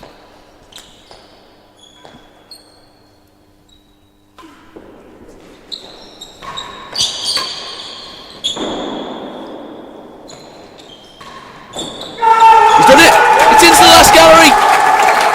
Camden, Riviere and Tim Chisholm win another World Doubles Championship. 5 sets to 3, and look at the reaction. What an angle, what a match this has been. The champions retain their trophy. Huge celebrations from Tim and Cam. That one will have felt all the more special because they were pushed all the way. What a last set we had there. 51 minutes, the longest of the match by a stretch. A real emotional embrace there from the two Americans. They're great friends, they're great champions. What a victory we've just seen. They've done it again. We thought, was this going to be the last time? And no, it's not. Unbeatable, but bageled a few times. I don't think Cam and Tim will seem to mind. The only doubles title that Camden picks up all season is the World Doubles. He'll take that above all the rest as we wait for the presentation of the trophy. What a game we've just seen. Love 6, 6-2, 6-2, love 6, 6 love, 3-6, 6-3, 6-4, 5 sets to 3 in this best of 9 set World Doubles Championship final played across 2 days at Moreton Morrell. Tim embraces Darren Long, the marker and head professional here at Moreton Morrell. He's in a great mood. Wow, what a match.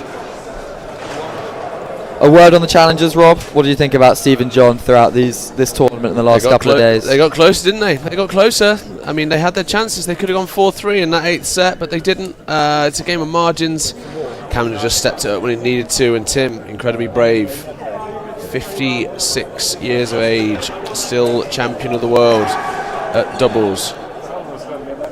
Fair play to Steve and John, though. They won the US Open title. They got over the line in one of the Opens over Tim and Cam, but no, they've played their part in what has been a fantastic World Doubles Championship. And yeah, stay with us, guys, for the presentations. I'm sure there's going to be some cool speeches, thanks given. But yeah, what a monumental event. Monumental event. I mean, Tim Chisholm now out on his own, the absolute outright most open doubles, World Championship doubles titles, rather. What a career he's had. You said earlier that you thought Cam and Tim would be together to defend their title if they won this one. We'll hope to see both of them back in France in 2 years' time, won't we? Yeah, I think it might actually be in Australia. Australia? Yeah, Australia. Hobart was 2019, so it'll be in Australia. Because it went 2017 Prested, 2019 Hobart, so Australia. But anyway, all about Moreton Morrell at the moment. I will just kind of give a nod to our director to see if we're able to join the court, or are we staying in the commentary box?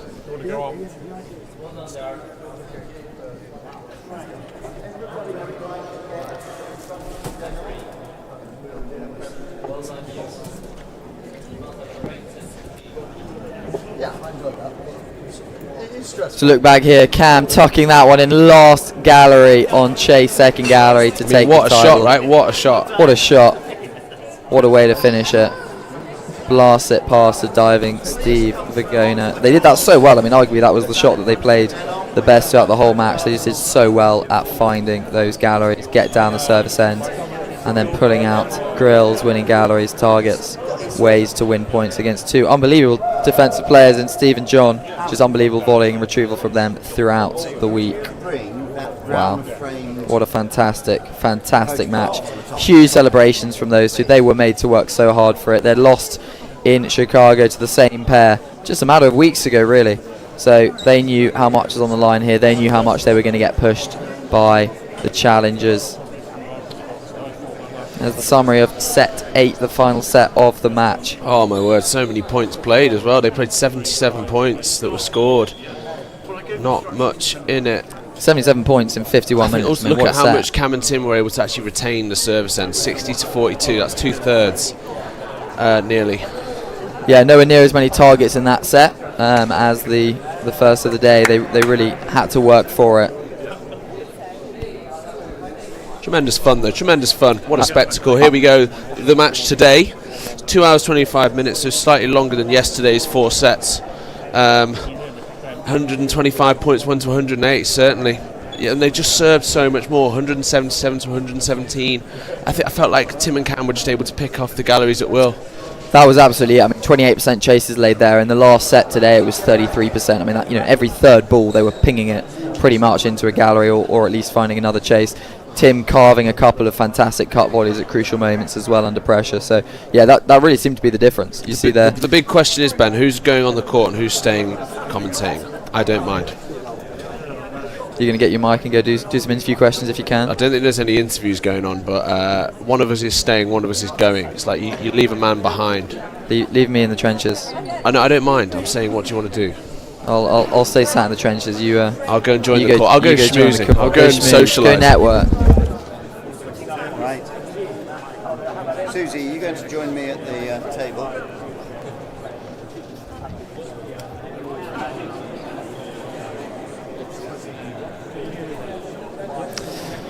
So wow, what a match we've had. I'm sure that everyone will enjoy the stream, not just both live today, but also managing to watch back that match again and again. Some tennis for the ages. One of the greatest doubles finals I think we've seen for many a year. Great to have the final back in the UK for the first time since 2017. Shout out to Mortal. Okay, can you hear what me? a fantastic show they've put on to everyone on the board and part of the organisation of the event. Has helped to make this happen. It's Darren Long and Neil McKenzie. Impeccable marking throughout, barely a foot put wrong. And of course to our lead sponsors, Pragnell, who have helped to make this whole event possible. And I think it provided a beautiful trophy for the amateur handicap doubles that's been running concurrently through the week as we just set the stage ready to go across to the court for the trophy presentation. Ladies and gentlemen, before I get started on the closing comments, after we've done the presentation, we're going to try and reproduce this picture, which our head pro is holding up, which is the picture of the opening of the court in 1905 with everybody gathered in front. So we'll organise that as soon as we've finished the formal proceedings, and I hope you'd all like to be part of that photograph. So, wow.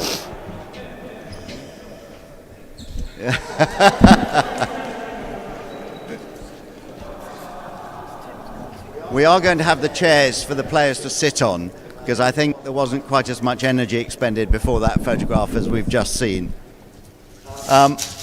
Wow. I overheard somebody say earlier in the tournament, one of the spectators, can't remember who it was, say, I play real tennis. These guys play unreal tennis. Absolutely extraordinary. Superhuman reactions, skill, deftness, power, every adjective you can think of. Absolutely fabulous. So please join me in just giving a round of applause to the endeavour.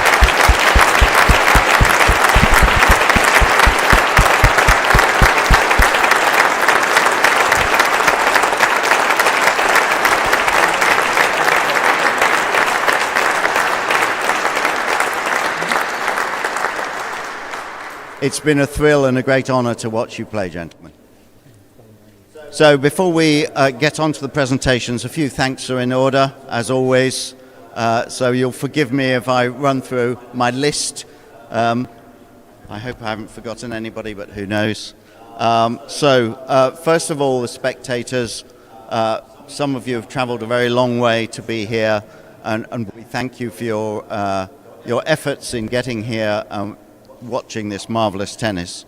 The atmosphere has been electric, and I think certainly one of the players has said to me through the tournament that it makes the occasion to have such a filled gallery and the energy that comes off the audience. So thank you very much for that.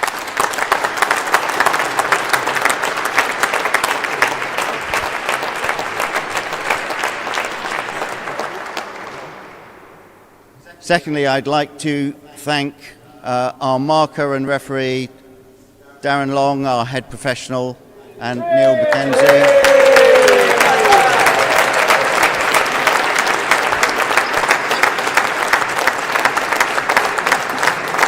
There he is.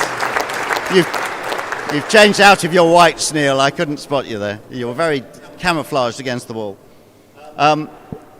Moving on, I'd like to thank the IRTPA, Susie Faulkner, and the T&RA for their support, Richard. Putting on one of these events is no mean feat, as I found out once we'd embarked on it. And your support from both of you has been invaluable, and thank you for helping us get to this point. I'd also like to thank Ben Gatenbeek and his crew. Ben, where are you? There's a bit of his crew. He's probably still filming this, so thank you, Ben.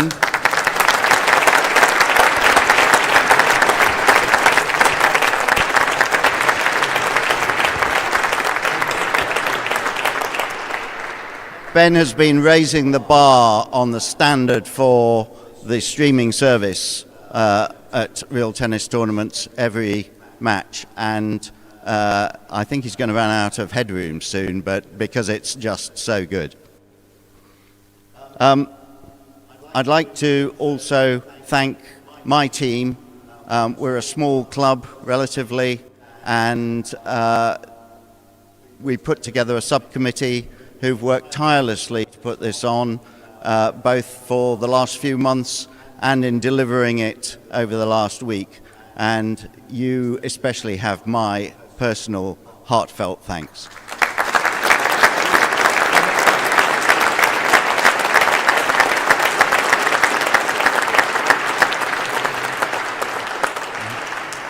In that team are our nearly retired assistant professional, Lloyd Pettiford.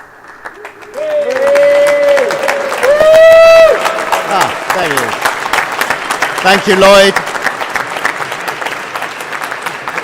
Thank you, Lloyd, not only for your services this week, but for your services over the last few years when you've been with us. You have been an inspiration. Thank you very much.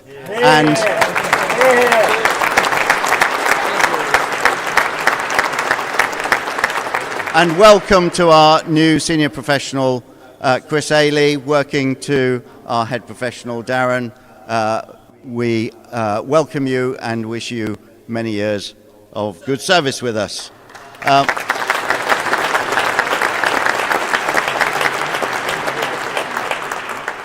Only a couple more thanks you'll be glad to hear. Firstly, to the board of the club.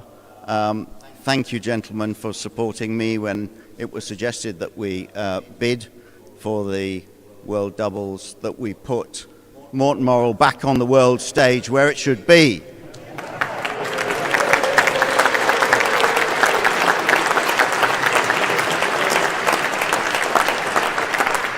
And finally, thanks to our sponsors, Bragnell. Bragnell have supported us through this, and we are mighty glad that to have them on board as part of the team, and are looking forward to not just a relationship for this event, but something that hopefully will continue throughout.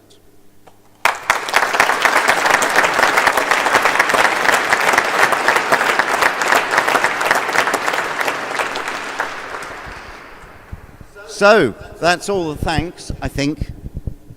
Unless anybody, no further prompts. What a feast of tennis!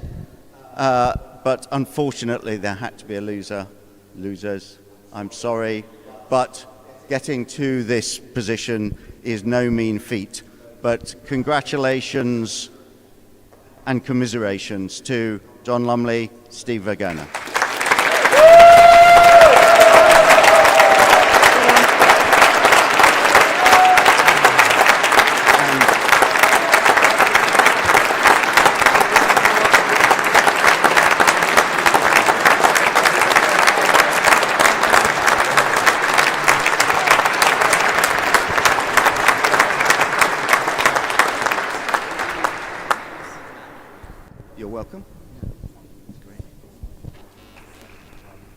Firstly, a massive thank you to Morton Morrell and everyone involved making this such a fantastic event, and for opening up your beautiful club to us. We've had a great week here, and it's been a fantastic court to play on, so thank you for having us.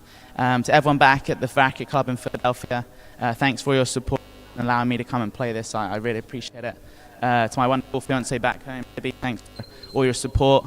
And for you guys for showing up today. You guys were an amazing crowd to play in front of. So thank you for that. To our billet, Bernie, thank you so much for putting up with our weird eating habits and watching every single point in slow motion. So we appreciate it. To Steve, my partner, thanks, mate. We'll keep it going. And a massive congratulations to you guys. Well done. Thank you.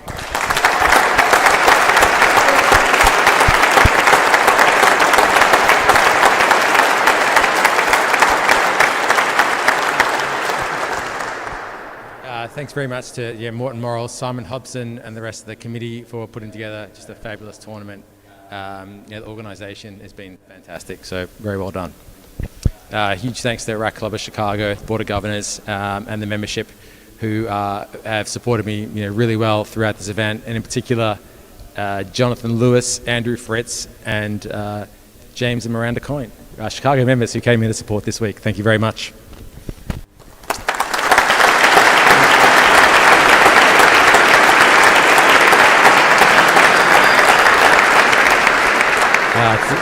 To Tim and Cam, congratulations. Fantastic play over the last couple of days and throughout the week, actually in the semi-final. So well done to you guys. Too good. Thanks to my partner John for playing this week. It's been a lot of fun hanging out and playing, and look forward to many more chances.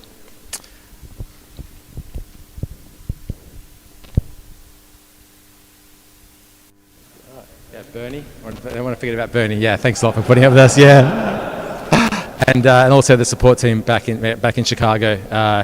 The whole team: John Cashman, Will Hopton, Pat Pugliese, and Will Taylor, our fellow, who's been fantastic. Thank you very much.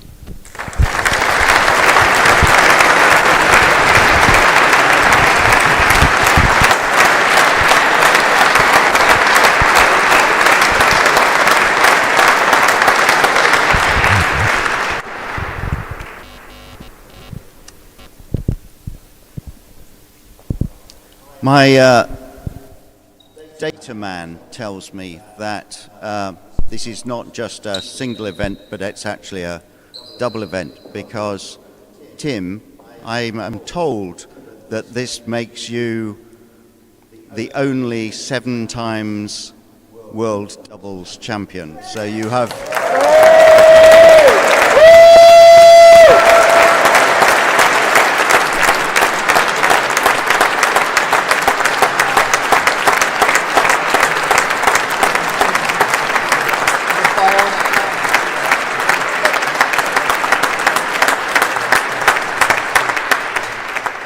So you pulled ahead of the crowd, and it's an awesome achievement.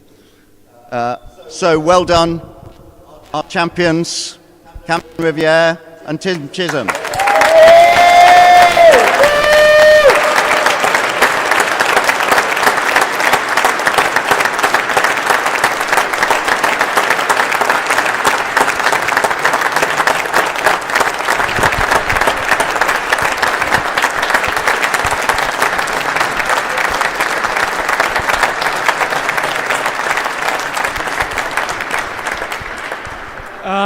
I think Simon called.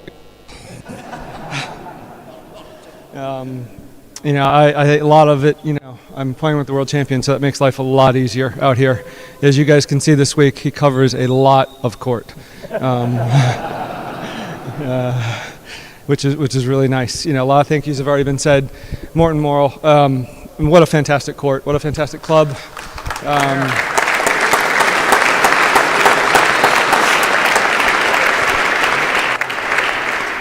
We've been spoiled all week too by David Harris and Alex Harris. Alex, if you're watching, thank you so much. You've been you opened your home to us all week. In addition to the two of us, Nick Howell and Rob Fahey. So thank you very much.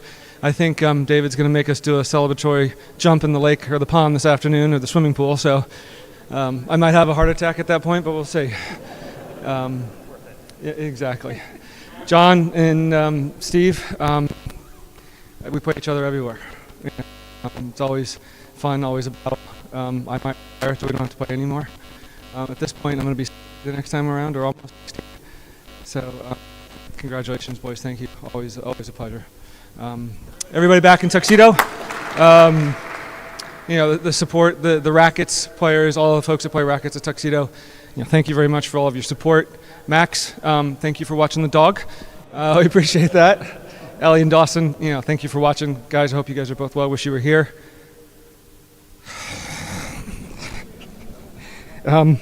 Keep it together, buddy. Keep it together. Well done.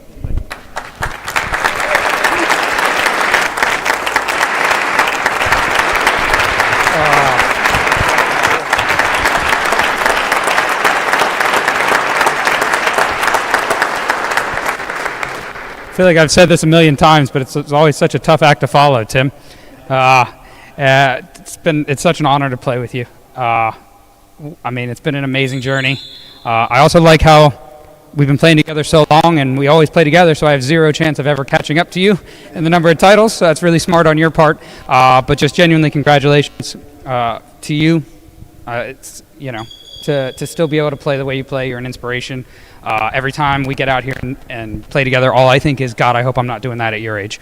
But it's just so much fun to be out here with you. It means the absolute world to get to play with you. We've been playing together for over 20 years, from when I was a young guy and the up-and-comer, and Tim was on top of the world, and to still be going now and still be able to compete in world championships, it's just it's an absolute pleasure, and you deserve all 7 of those titles. You've earned them all, man, so congrats.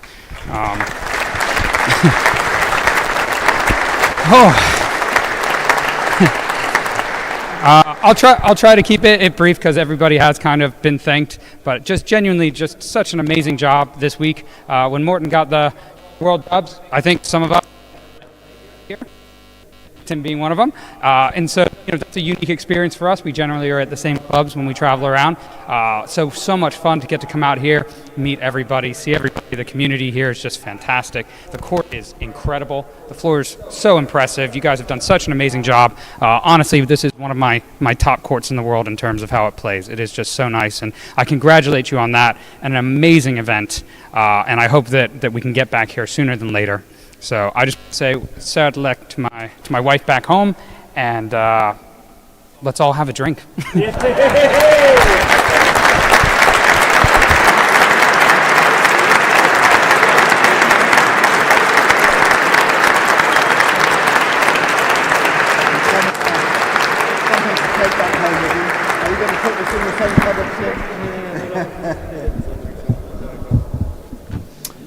So wonderful comments there from all of the players. Right, so I think that's the end of formal proceedings.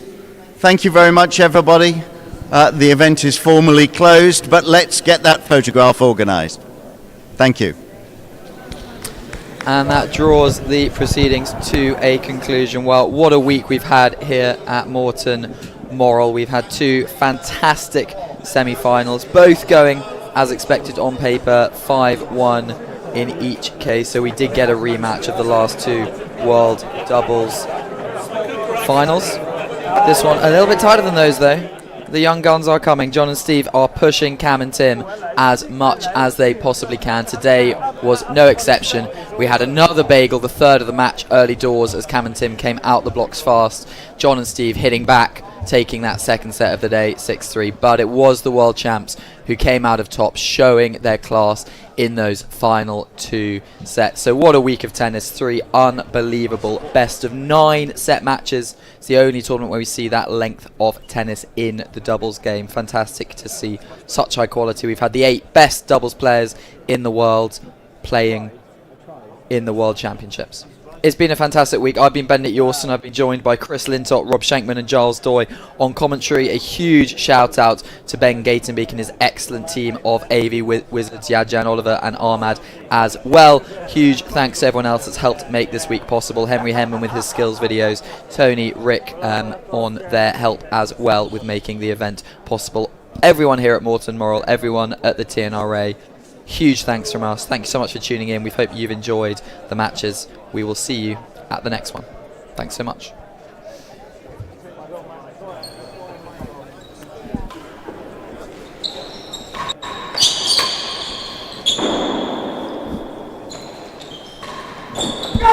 done it! It's into the last gallery!